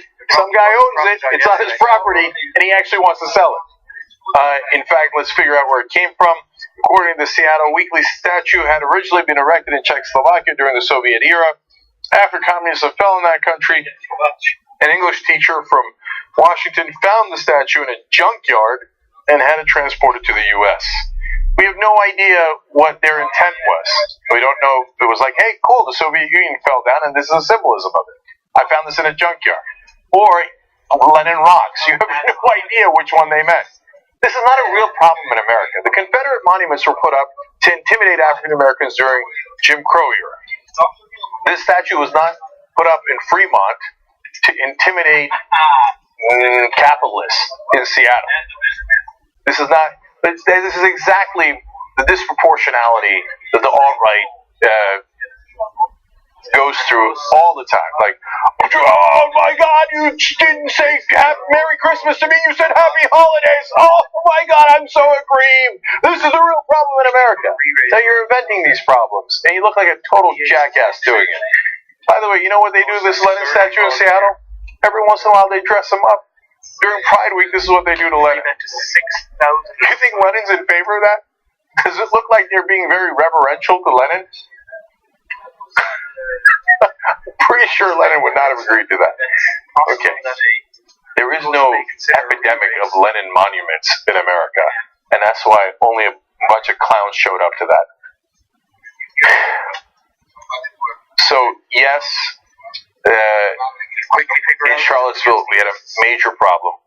Yes, online, these guys do wreak havoc in their stupid trolling ways. But overall, they are still a tiny minority in the country. Don't hype them up to what they are not. And Trump didn't win because of these guys. Yes, he is part of their base. But Trump largely won because people didn't want the establishment to win. Almost anyone else in that position who was running as a populist would have won. So don't overhype these guys and give them power they don't actually have. Okay. Last one for you guys. Speaking of clownish Nazis. Okay. So in Charlottesville, there was a lot of people recording things, and among them was documentary filmmaker C.J. Hunt, and he caught a really interesting moment. Now, this is a guy, I don't know his name, I don't want to know his name. He had that same outfit that all the white nationalists had, which is the khaki pants or shorts and a white polo shirt. I guess they're doing that in reverence to their dear leader, Donald Trump. That's the outfit he wears while golfing. So this guy appears in the beginning here to be chased by counter-protesters, and he panics. Later he's emboldened, but first let's show you the panic, and then we'll also show you at the end of this video, once he's past that, how he goes back to being a tough guy.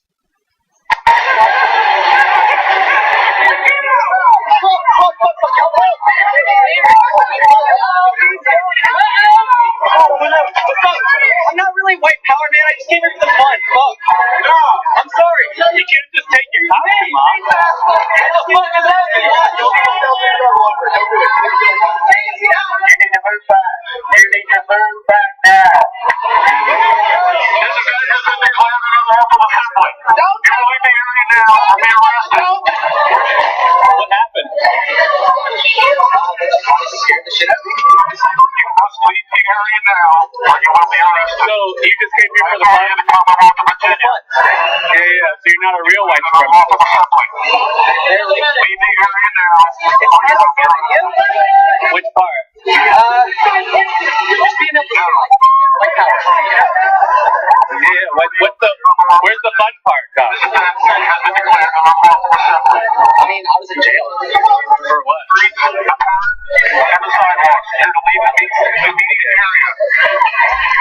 You're white supremacist until people start chasing you, and then you take the uniform off. So are you going to put it back on? Or put it back on? Be offensive. It's just like a cosplay.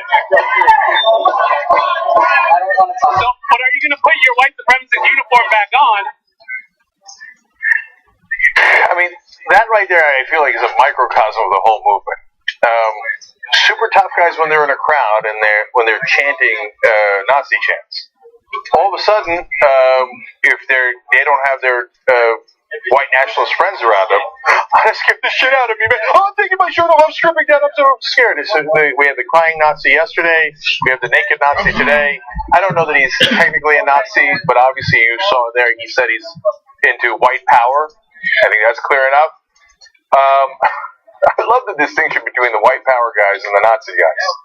Oftentimes there isn't one, but sometimes the white power guys are like, no. We hate the blacks, the Muslims, the Latinos, women, but we don't necessarily hate the Jews. Wow, are you not merciful? I didn't know there was such an important distinction. Okay, my bad.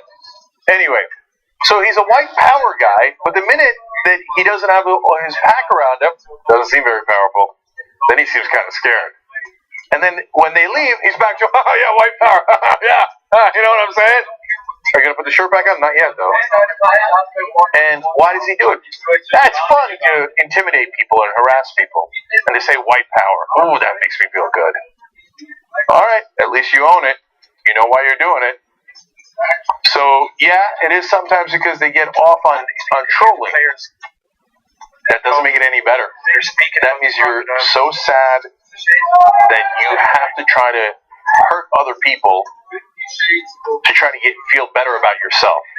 Look, if that's what you get off on, that's what you get off on. But I would hope that you'd find something that's a little bit more productive that could actually make you happier. You know, it reminds me of Martin Luther King when he said, we didn't go to the South just to liberate African Americans. We went to liberate white people, not all of them, of course, but the racists in the South, he said, from the hatred in their heart. Because that hatred in their heart doesn't help them either. You think that guy's happy overall? No, that's the worst kind of bitter happiness you'll ever see. Oh, I caused pain to someone else. Why don't you cause joy in your own life? Anyway, yes. You confuse badassness with violent people. You know, he's like, I'm not violent. The guy yesterday, I'm not a violent person. Find me some film of me being violent, which is everywhere. But they're afraid of everything. They're afraid of their own shadows, and they're definitely afraid of other people that they never took the time to even talk to. So once they're afraid of someone, then that's when they start pulling out their violence. So then if they have this pack, they're like, oh, well, I have my gun, which is their safety mechanism, to anything that approaches them. Oh, let me start shooting because I'm afraid. So that's why they think there's this badass nature I have being a murderer, a violent person, but really you're just scared.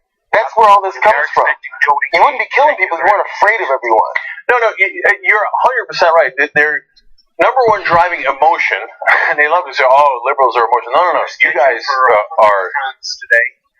you base your entire ideology around one emotion, fear. I do what the Muslims are going to institute Sharia law. The Muslims are coming. Oh my God, the Mexicans, they're crossing the border. The Mexicans are coming. Oh my God, the gangs. Oh, what if it's a choice and I have to have sex with them? Oh my God, I'm so scared. I'm so scared of my same self. I'm so scared of everyone. I'll take my shirt off. The guy crying like a, you know what he was crying like yesterday. And then, let's look at the deep breathing of this guy for a second. I'm not really white power, man. I just came here for the fun. Fuck.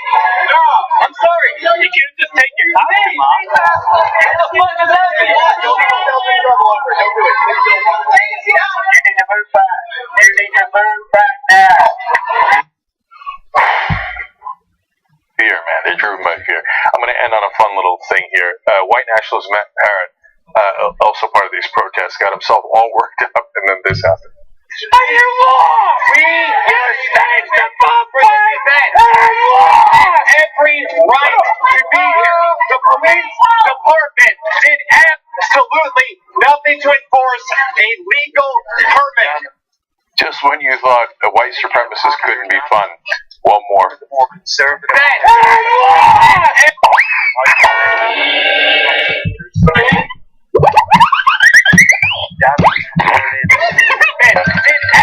Absolutely.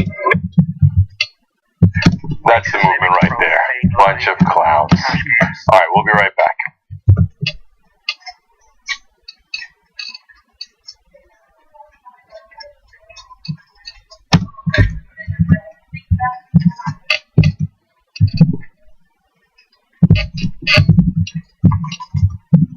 We talk about TYT Army being so strong. Usually they help us run our show.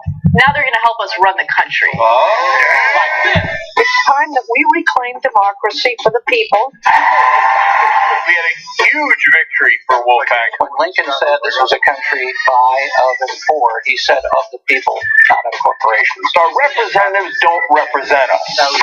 Whoa! Democracy! We are too strong. The South thousands of volunteers, and you could be among them. With Wolfpack, the mission is so clear. Money is killing our democracy.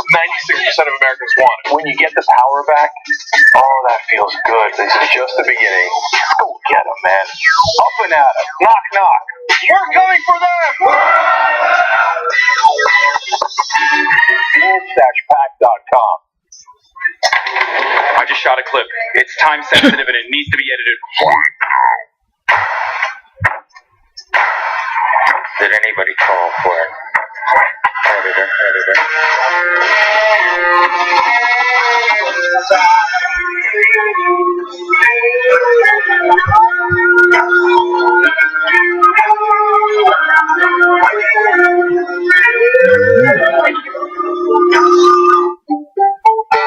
Need this in an hour.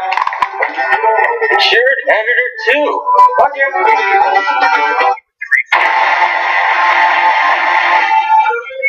Brett has a cat.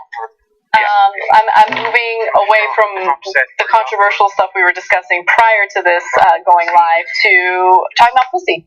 Because it's a pussy cat. Here's the thing. I think the cats are dumber. Everyone thinks that cats are smarter because they found a way to just like not care about you and have a home and food. Right. Like cats are stupid. They're like children. Like cats, everything they do, it's like, cat, do you want to take a bath right now? Yeah. Because you're fucking gross. And they're like babies and like toddlers. We're like, no, this is how I do it. Yeah. I just lick it. And you're like, are you sure that's a good idea? Because I think you might get hair caught in your throat. And the cat's like, no, it's fine. They're stupid. And then, like, they're just like babies where it's like, I pooped, and then it's like, did you want to poop outside? No, I poop here. It's fine because I bury it. Like, they're idiots. They're like children. And then dogs are like husbands in sitcoms. Why? Where they're just like, listen, when do we eat? And I love you for that. Also, I'm going to try to have sex with you. If you don't want it right now, just roll up a newspaper and hit me. That's so true. Although Charlie never tries to hump me, always tries to hump Christian. But you know what? Are you jealous by that? No, I'm not jealous. I just think it's interesting because I think Charlie might be a gay dog, and I love him no matter what. That's for needs a draw.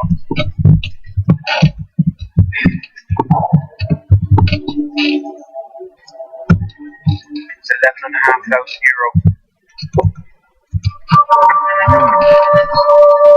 Second set.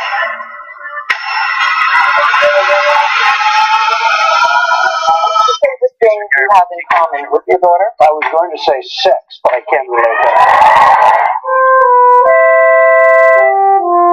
You said I had small hands. They're not small. I never heard that one before.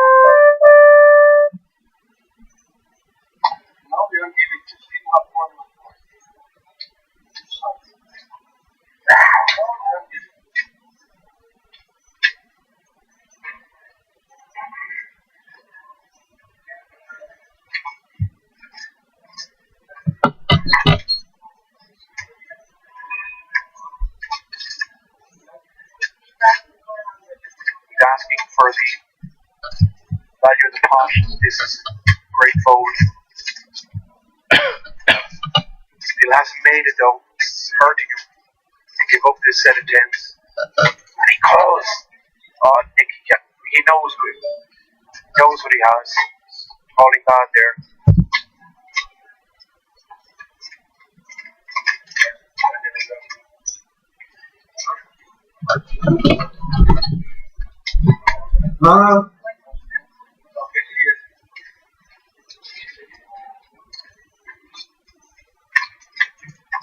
Sneaky scoops a €14,000 pot.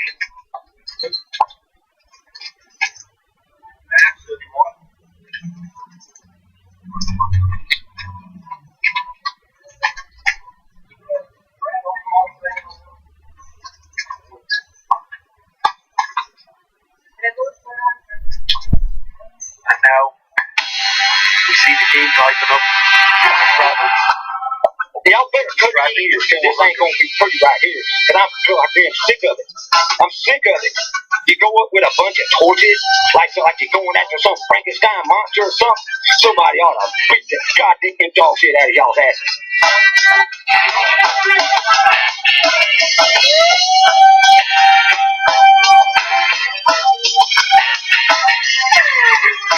All right, back on the Young Turks, Jing and Anna with you guys. Jeremiah writes in, I'm going to say this again. Anna's right. This is when his base really digs in. So that's in reference to a story I did in the first hour where the 67% of Republicans think that Trump handled Charlottesville just right. So that does go to your point, Anna, that nope, still haven't lost them. Need to ask writes in, add one more bankruptcy to Trump's list since he has morally bankrupted the Republicans of their conscience and morality. Jimmy Brandon writes in, Jenk, I live in Seattle and our best falafel shop is right behind that statue. So that's funny. And our own Steve O wrote in, Clinton's Pied Piper strategy elevated Trump. The DNC should apologize for elevating Trump and then losing to him. We don't talk about that enough. Steve's right. They do talk about it more on Aggressive Progressive. We've mentioned it in the past, but it does bear repeating. In the DNC email leaks, we saw that one of the things that the DNC thought in their genius machinations, which they think are so practical and pragmatic, was they're like, let's elevate some of the clowns in the Republican Party, and they specifically listed Donald Trump. They said, let's help him so that he can hurt the Republican Party, and then we'll easily beat them. Oops. That's the brilliant guys of the Democratic Party. All right, what's next, Anna? All right. The lawyer for a woman who was unfortunately violated with a cavity search by police in Texas has actually released video of that cavity search following a grand jury's decision to drop charges against the cops who performed that search. Now, to give you some background on the story, it occurred in Harris County, Texas back in June of 2015. And the woman who underwent a cavity search apparently ran a stop sign, and so cops pulled her over and alleged that they smelled marijuana. Now, after they failed to find any marijuana in her car, they decided to literally do a cavity search, and so they called a female officer to the scene, which took about an hour and a half based on the victim's account, and she performed a cavity search for a total of 11 minutes. Now, back in 2015, the woman did speak to CNN about what she experienced. I want to show you that video first, and then I'll show you the dash cam video that we have. Take a look. I couldn't move. My hands are already handcuffed behind me. So she pulls my pants down, and then she tells me to bend over. So, I kind of hesitated because I'm like, bend over, and I bent over, and she proceeded to stick her fingers in me, and I popped up immediately, and I told her, no, what are you doing? You can't do that to me. Anna, before we get to the dash cam video, guys, think about this in a couple of different ways. One, we have now prohibition on marijuana. It's insane. Like, we had a prohibition on alcohol, which was insane. So imagine if that prohibition still existed. And they're like, we suspect that you have something very, very dangerous, a can of beer on you, that you will later drink. So we're going to do a cavity search.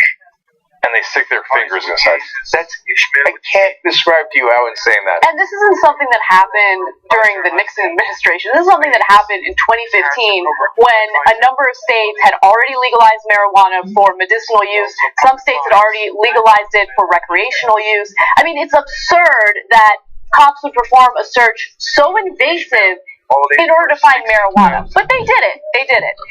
Now, again, the dash cam footage was not released until recently when the grand jury decided to drop all charges against the cops who, went through with performing this search. So I want to show you the dash cam video. You don't see anything graphic, but I do want you to focus on the bottom right-hand side so you can kind of see what's going on. Gives you a sense of how they did it, and also please keep in mind that we're only showing you a small part of it. The full video is much longer, and that's where the 11-minute cavity search comes from.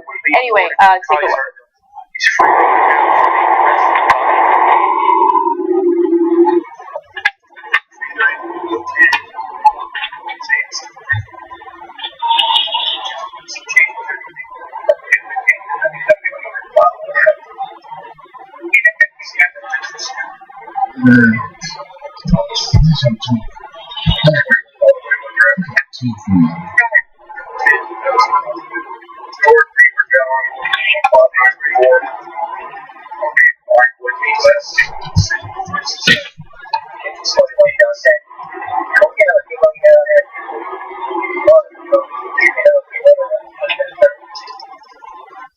Sharniza Corley is the name of the victim in this video, and it breaks my heart to know that there was no justice, to know that she had to go through something like that, with a male officer shining a light on her, half-dressed body, as a female officer is violating her, doing a cavity search over marijuana. By the way, another amazing fact of this story is they charged her with misdemeanor possession of marijuana. The charges were later dropped because they didn't find marijuana on her.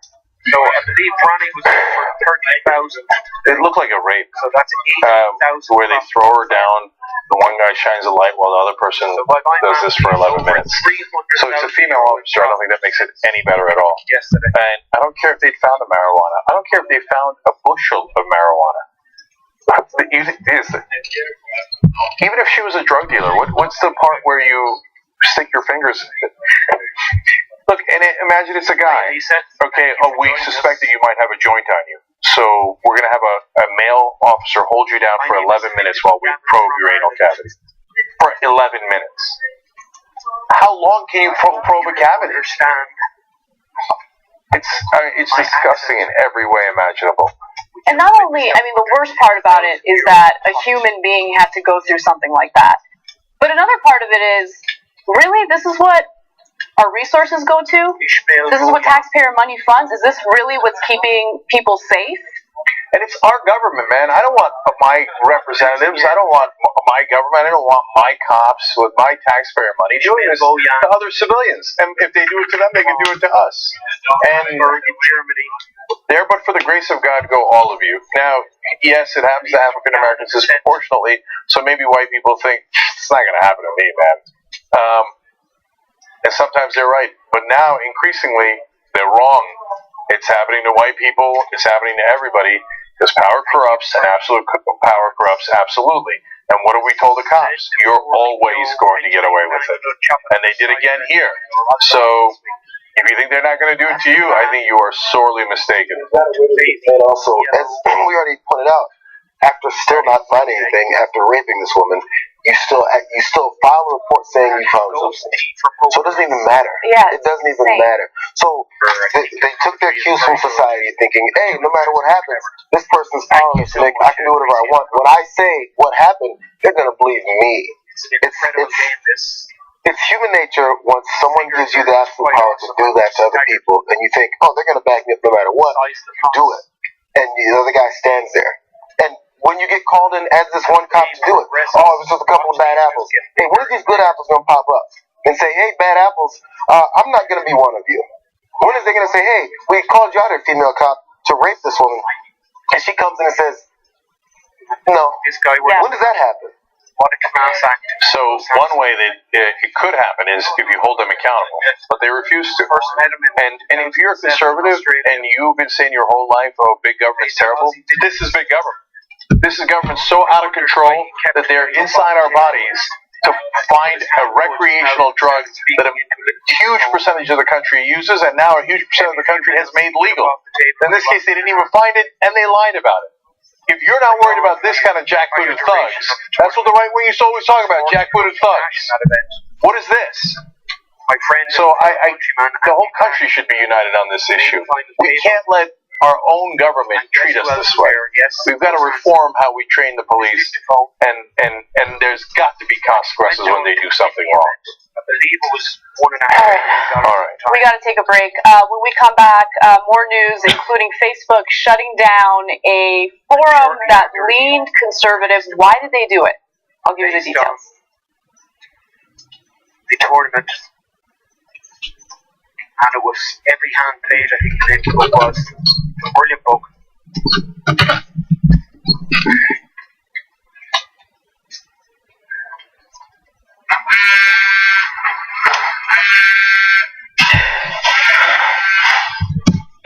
I have 5 minutes. Explain the Facebook. Go.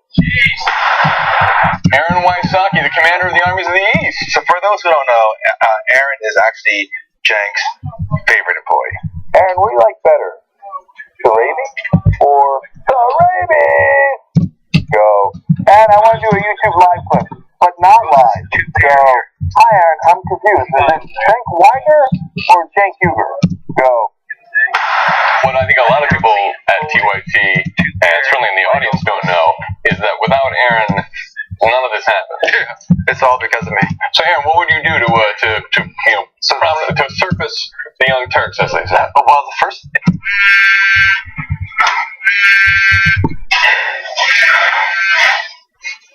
I have 5 minutes. Explain the Facebook. Go. Aaron Wysocki, the commander of the Armies of the East. So for those who don't know, Aaron is actually Jank's favorite employee. Aaron, what do you like better? The Raven or the Raven? Go. And I want to do a YouTube live clip, but not live. Go. Hi, Aaron. I'm confused. Is it Jank Weiger or Jank Huber? Go. What I think a lot of people at TYT, and certainly in the audience, don't know is that without Aaron, none of this happened. Yeah, it's all because of me. So, Aaron, what would you do to surface the Young Turks, as they say? Well, the first thing I did around that is we didn't have a video podcast back in those days. It was only a audio version, and I wanted a video. I wanted to watch it at work in video form, so I just created the video podcast. So this is the free version of the video podcast that still exists today. I created that from scratch. So I would take the YouTube clip and rip it illegally back then off of YouTube and just put it up on iTunes. So what were the things you did to popularize the Young Turks? So one of the very early things that I liked was not necessarily the show, it was Jank's blogs. I really enjoyed reading those blogs, and I wanted to share them as widely as possible. So at the time, there was a big wave of what they called social bookmarking back then. And so what it meant was like you pull links from, this is Reddit, what Reddit is today. It was much more popular back then, and there were many different websites. It wasn't until just a couple years ago when Jank and I were traveling together, we would share a hotel room. Yeah, 2 grown men sharing a little hotel room. I was like, how much longer do we have to do this? You're going to be in there much longer? No, seriously. I'm like, oh, geez, he's in the bathroom again. So I have to go downstairs and use the lobby bathroom. Like that kind of stuff. Like that's the kind of family that we had, right? I mean, but I think that was such a smart decision, though, because you know what it did? You found people that were dedicated to the company, and in a startup, in those early days, you need to find people like that. Absolutely. This is a nightmare for a dealer. Multi-way action, all in.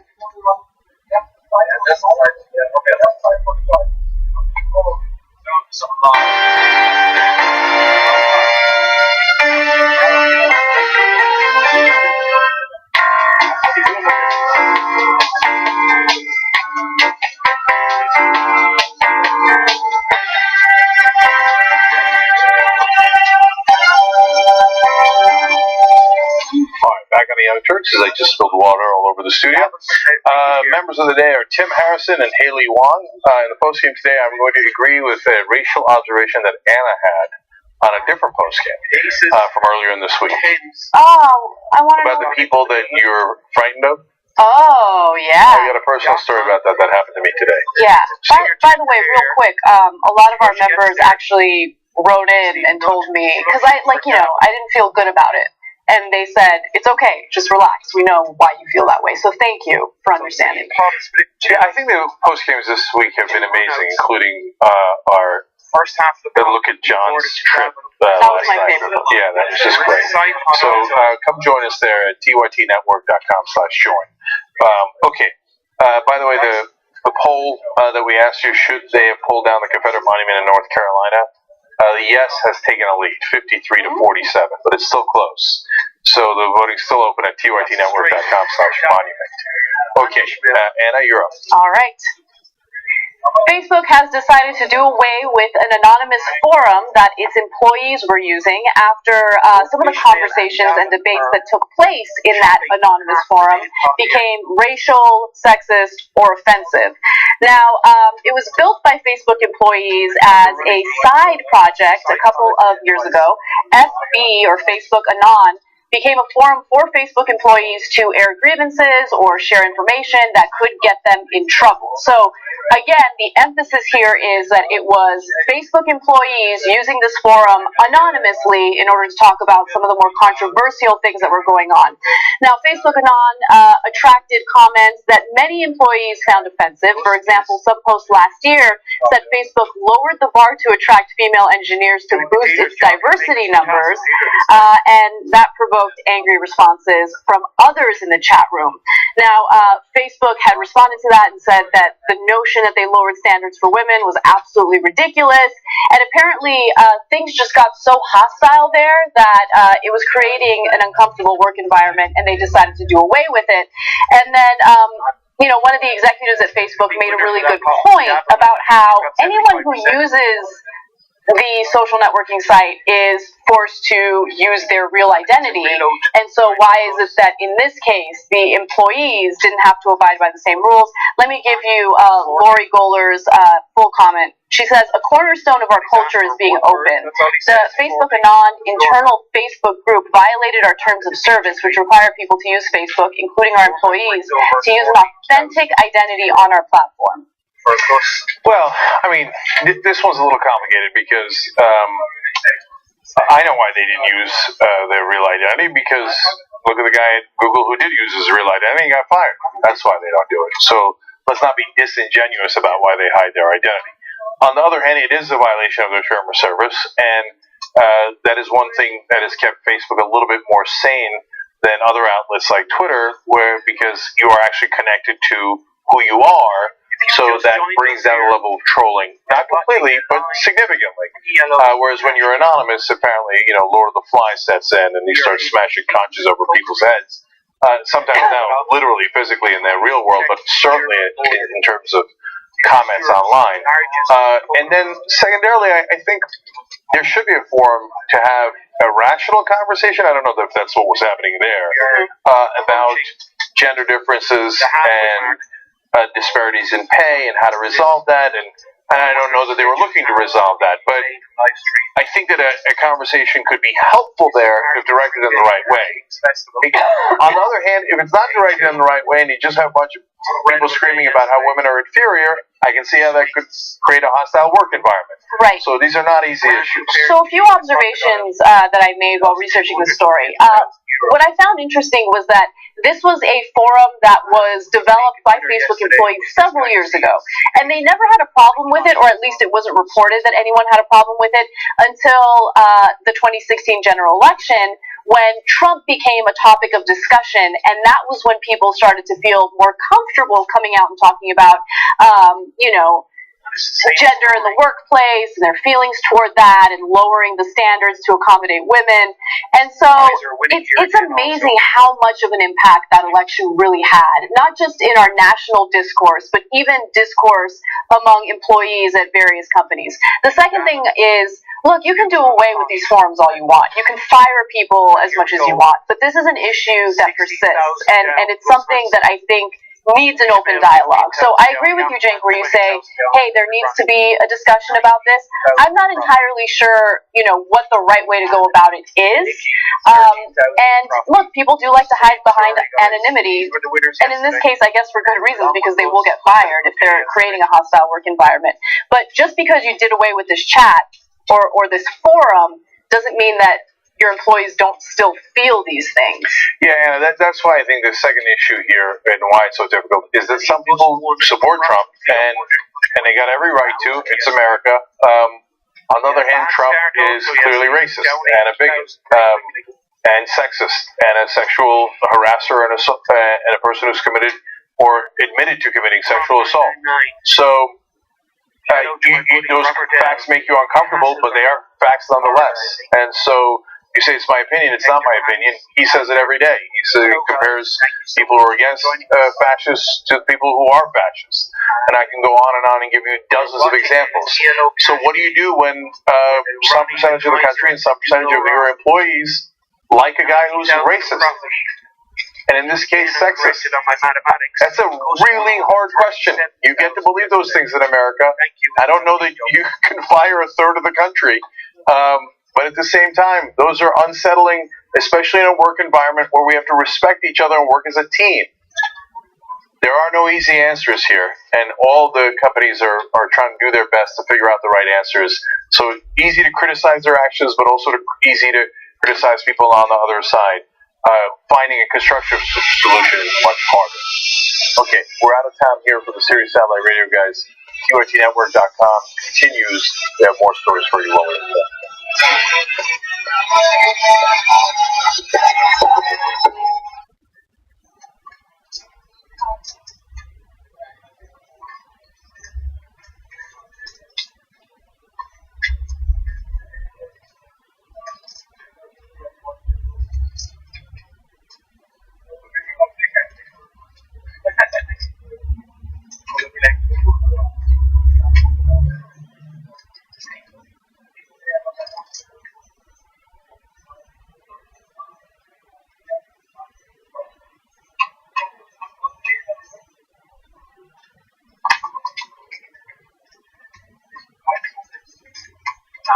Yachtman dropping the absolute nuts.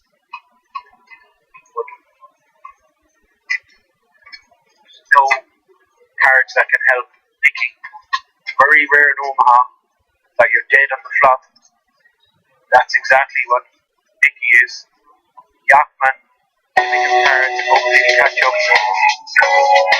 With pairs, that's not going to bother Yachtman either. He ends out without 600 each.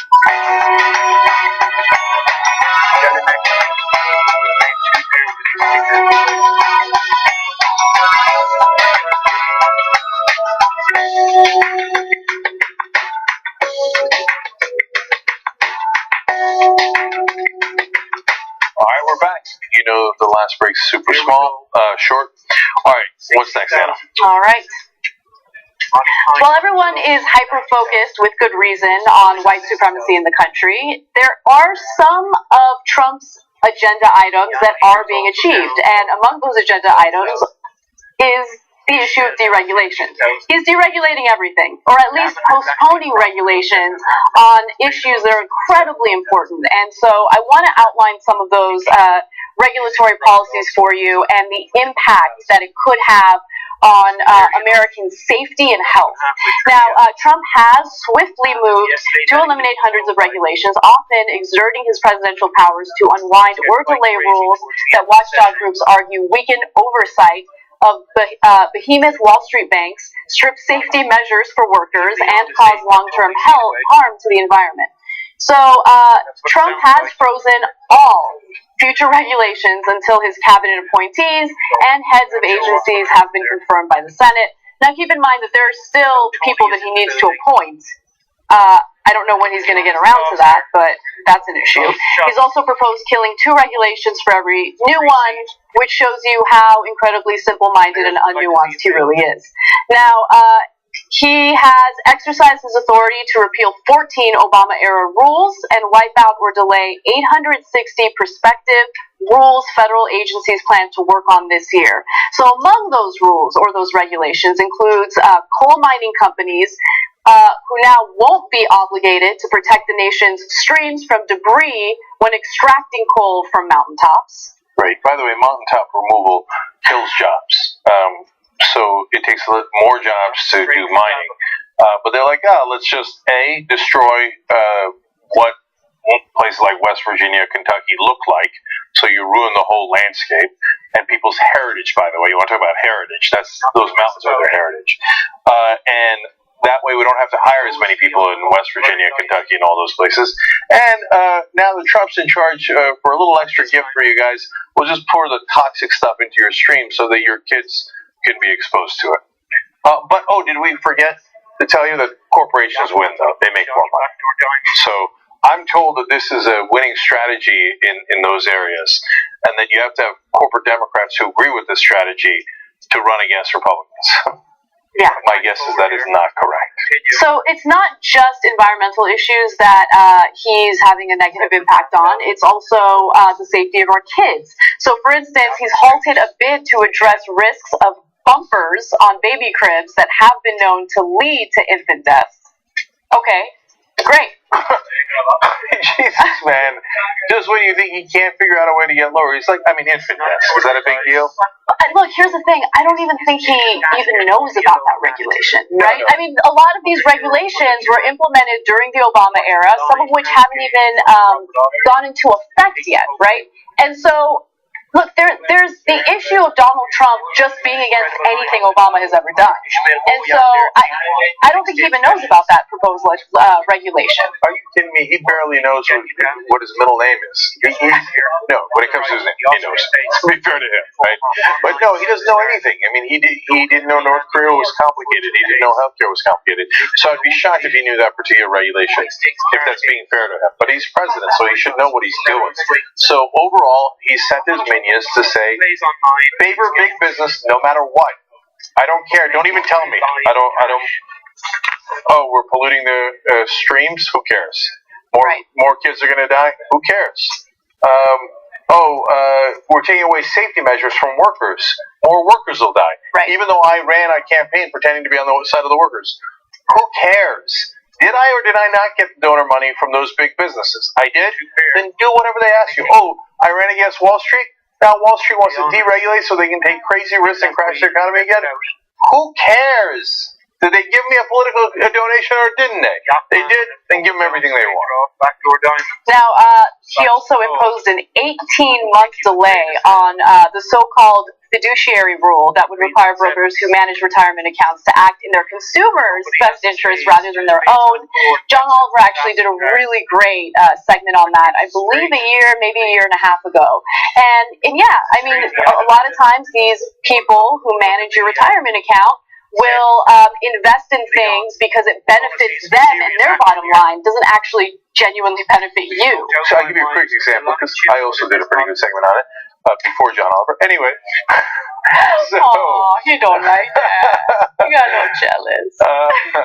So, one of the things they do is they keep trading, because every time they do a trade, they get a commission off of it. So that hurts you, that helps them. That's a way of redistributing the wealth from your retirement account into their pockets.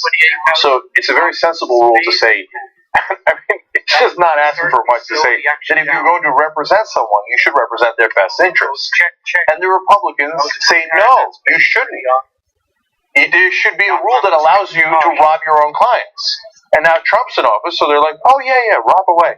He ran against the globalists and the global financial elites. But when he actually gets into office, he's like, oh, hardworking Americans and their retirement accounts, trade it over and over again, do anything for the bankers' benefits and nothing for your benefits. So this particular issue enrages me.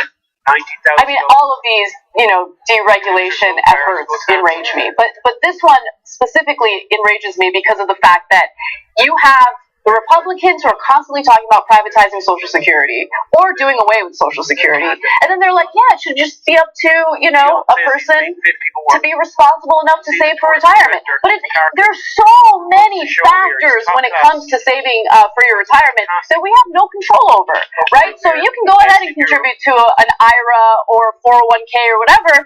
These brokers who are managing it aren't looking out for your best interest. They're looking out for their bottom line, right? At least with Social Security, you don't have to worry about that. Quite fascinating. And they're rubbing your face in it. They're saying, we're opposed to a rule where we would work in your best interest. Now, what do you think they're going to do under the new regime? You think that they're going to voluntarily work in your best interest? Or are they going to take all the money they could possibly take? Okay. So when Trump told you he was on the American workers' side, it was a giant joke.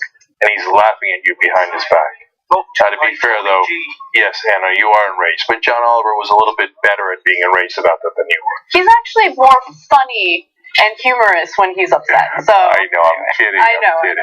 Much love, Oliver. By the way, John, you should come here, do a show with us. We never asked him. Oh, you know what, John? We'll ask. I'll lose it. Okay. Final thing that I do want to mention because it just shows you how little they care about you or your safety. He's also proposed enforcement. I'm sorry. He's also postponed enforcement of a rule that would minimize 2.3 million American workers' exposure to something known as silica dust, a known contributor to lung cancer. You know, he's just looking out for all those rural white Americans that have been screwed over. That's what he's doing. He's looking out for you. Yeah, you might get lung cancer. On the other hand, they're going to make an extra couple of bucks, and they will share a small percentage of that with their Republican Party officials. So, I mean, look, and you still claim they're not looking out for you? I get that what's really going on isn't as sexy or interesting as Trump making an ass out of himself on Twitter every morning, right? But you guys got to pay attention. And I'm saying that mostly to myself because, look, we get caught up in all the BS, but what's happening behind the scenes is more relevant. What he's actually achieving behind the scenes while he distracts us with his jackass behavior is incredibly dangerous and has a huge impact on so many Americans' lives.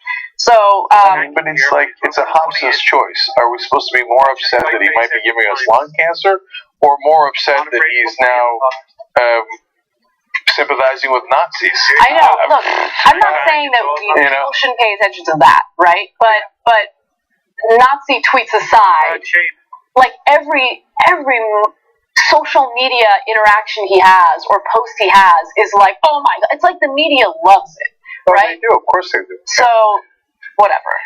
Okay, what's next? All right.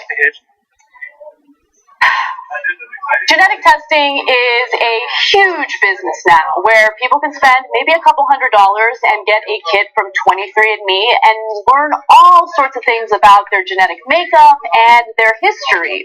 However, there are some people who are concerned about genetic testing. Insurers are concerned and consumers are concerned as well. So let's take a look. Insurers actually fear that without equal access to such information that people get from these genetic tests, they will lose out to savvy customers. Customer groups, on the other hand, fear that if underwriters did have access to such information, people with so-called bad genes might find themselves unfairly excluded from cover.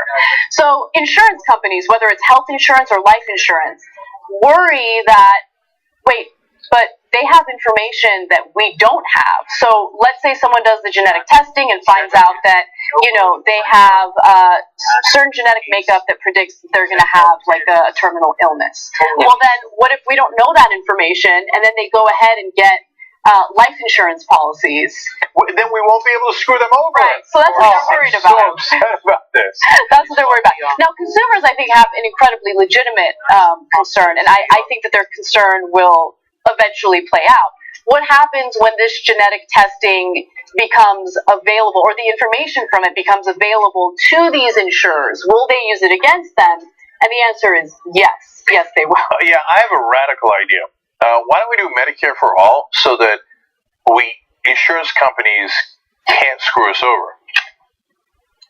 Because it's our lives on the line. Medicare, it pulls at 77%. It is very popular for a number of reasons. It covers everything. And if you want even more coverage, because you want more tests, for example, you can get Medicare Advantage, which is private insurance on top of it. It is a lower cost, and it covers every single American who's part of Medicare. So if we did that, we wouldn't have to be worried about what if the private corporations find out that we have an illness, and then they're going to let us die because they want to make an extra buck. Well, look, if a private corporation wants to make an extra buck from selling sexier sneakers, have at it, Hoss. But this is not how we should run our insurance.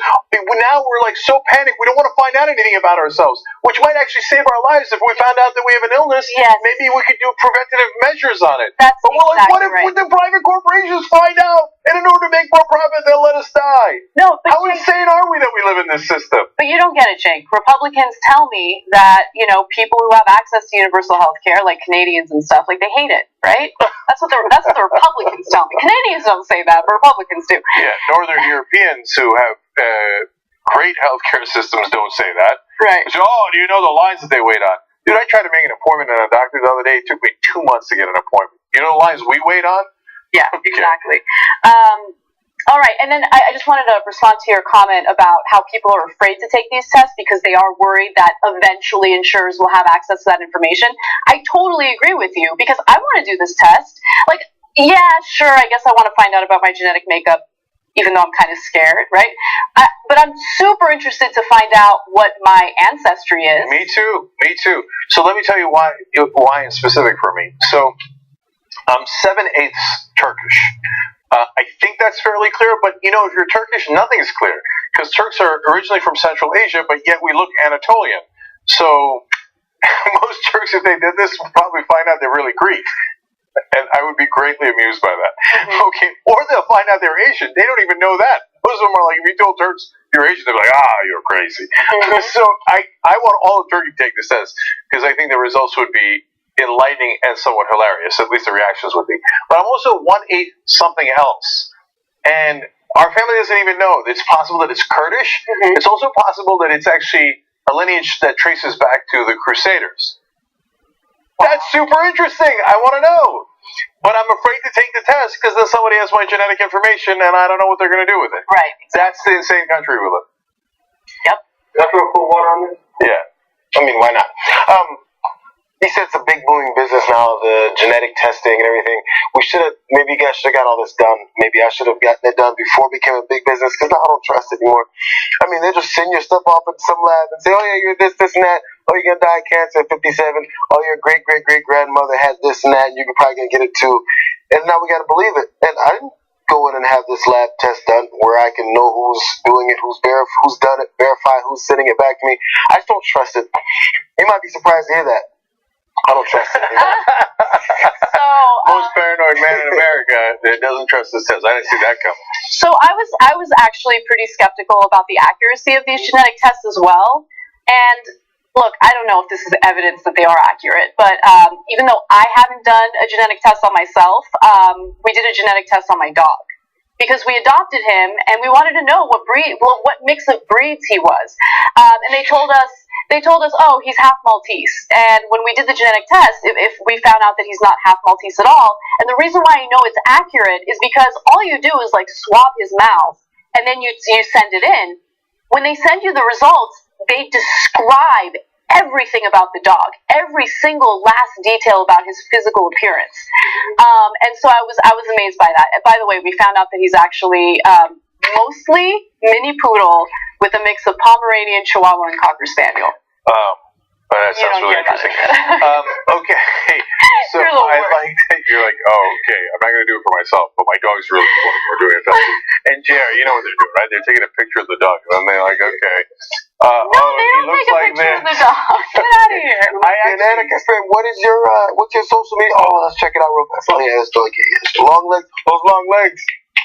Gotcha. Oh my God! What if they did do that? What if they did find my social media? Of course. Okay, anyway. No, they didn't do that. All right, look, I don't know, and I really, really want to do it. I really want to find out. I think I might just pull the trigger at some point. But I'm with you that there's a part of me, JR, that thinks like, we're really sure they're not making it up. Because it's a private company. Yeah. It's okay. There's nothing wrong with that. It's a good service they provide. I like it, right? But there's multiple ones. Am I right? It's not one. There are multiple ones.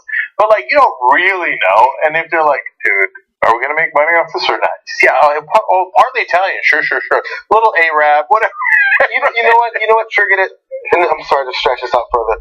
Earlier when we were talking about it and planning this, Irina, our EP, said, I remember several years ago, this was $20, $30 to do. Now it's $200. I was like, well, why is that? Because everybody's going to do it.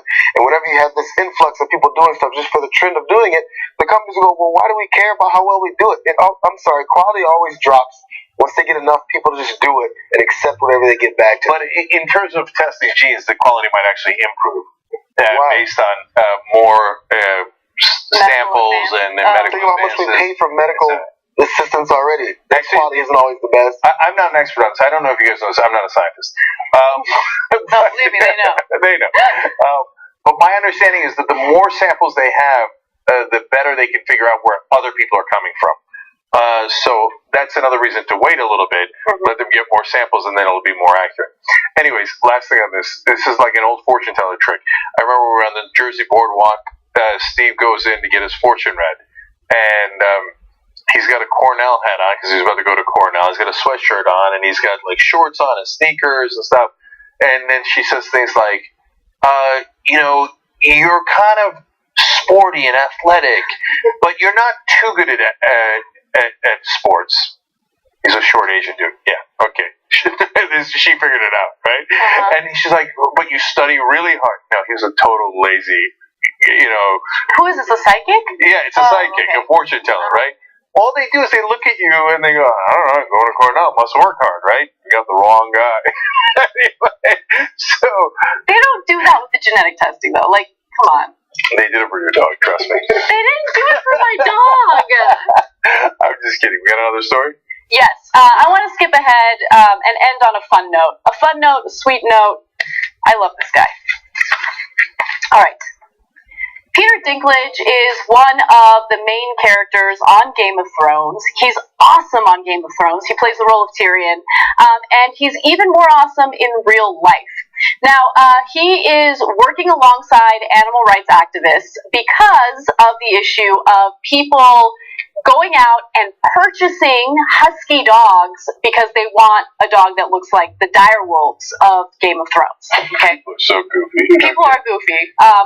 Now, huskies are beautiful dogs, so there's always some demand for them anyway, but because of Game of Thrones, that demand certainly increased. Now, unfortunately, people were buying these dogs and then not realizing just how much of a responsibility it is. So now animal shelters are noticing an increase in huskies that were abandoned. So Peter Dinklage wanted to say something about this. He said, not only does this hurt all the deserving homeless dogs waiting for a chance at a good home in shelters, but shelters are also reporting that many of these huskies are being abandoned, as often happens when dogs are bought on impulse without understanding their needs. He also says, if you're going to bring a dog into your family, make sure that you're prepared for such a tremendous responsibility, and remember to always adopt from a shelter. I love Peter Dinklage. Okay, so so do I. In fact, in the last Game of Thrones review we did on What the Flick, we talked a lot about Peter Dinklage, and I think what a difference he's made to little people and how they're perceived in just that role alone, and let alone all the other great work that he's done. And, his full name is Tyrion Lannister. Or is he really a Lannister? Watch the last review we did on youtube.com/whattheflickshow. In fact, we'll put the link down below, because he might actually be a Targaryen. Okay, it's not a spoiler. Just watch it and you'll see what we're talking about. Anyway, I think this whole story is wrong. The reason that husky demand is going up is because of Wolfpack. Everybody's going to wolf-pack.com. Everyone. And talk of the town. Okay, and that's really what's happening. But if I'm going to make one serious point about this, it's should you adopt from a shelter? Of course. I'm kind of. Dogs are so sweet. Look, some of them have been abused and they have some behavioral problems, and so it might be a little more difficult to train them and all that. So I get that, right? But there's so many sweet dogs out there that need a home. Like the idea of and look, I don't want anyone who has purchased a dog to think I'm like sitting here judging you and wagging my hand at you or finger at you. But just if you're thinking about owning a pet or a dog, just go to a shelter. Just check a shelter out first, and then make a decision. I actually don't. I'm going to go way further than you. The people who care about the lineage of the dog, aren't they kind of dog racist? Hilarious.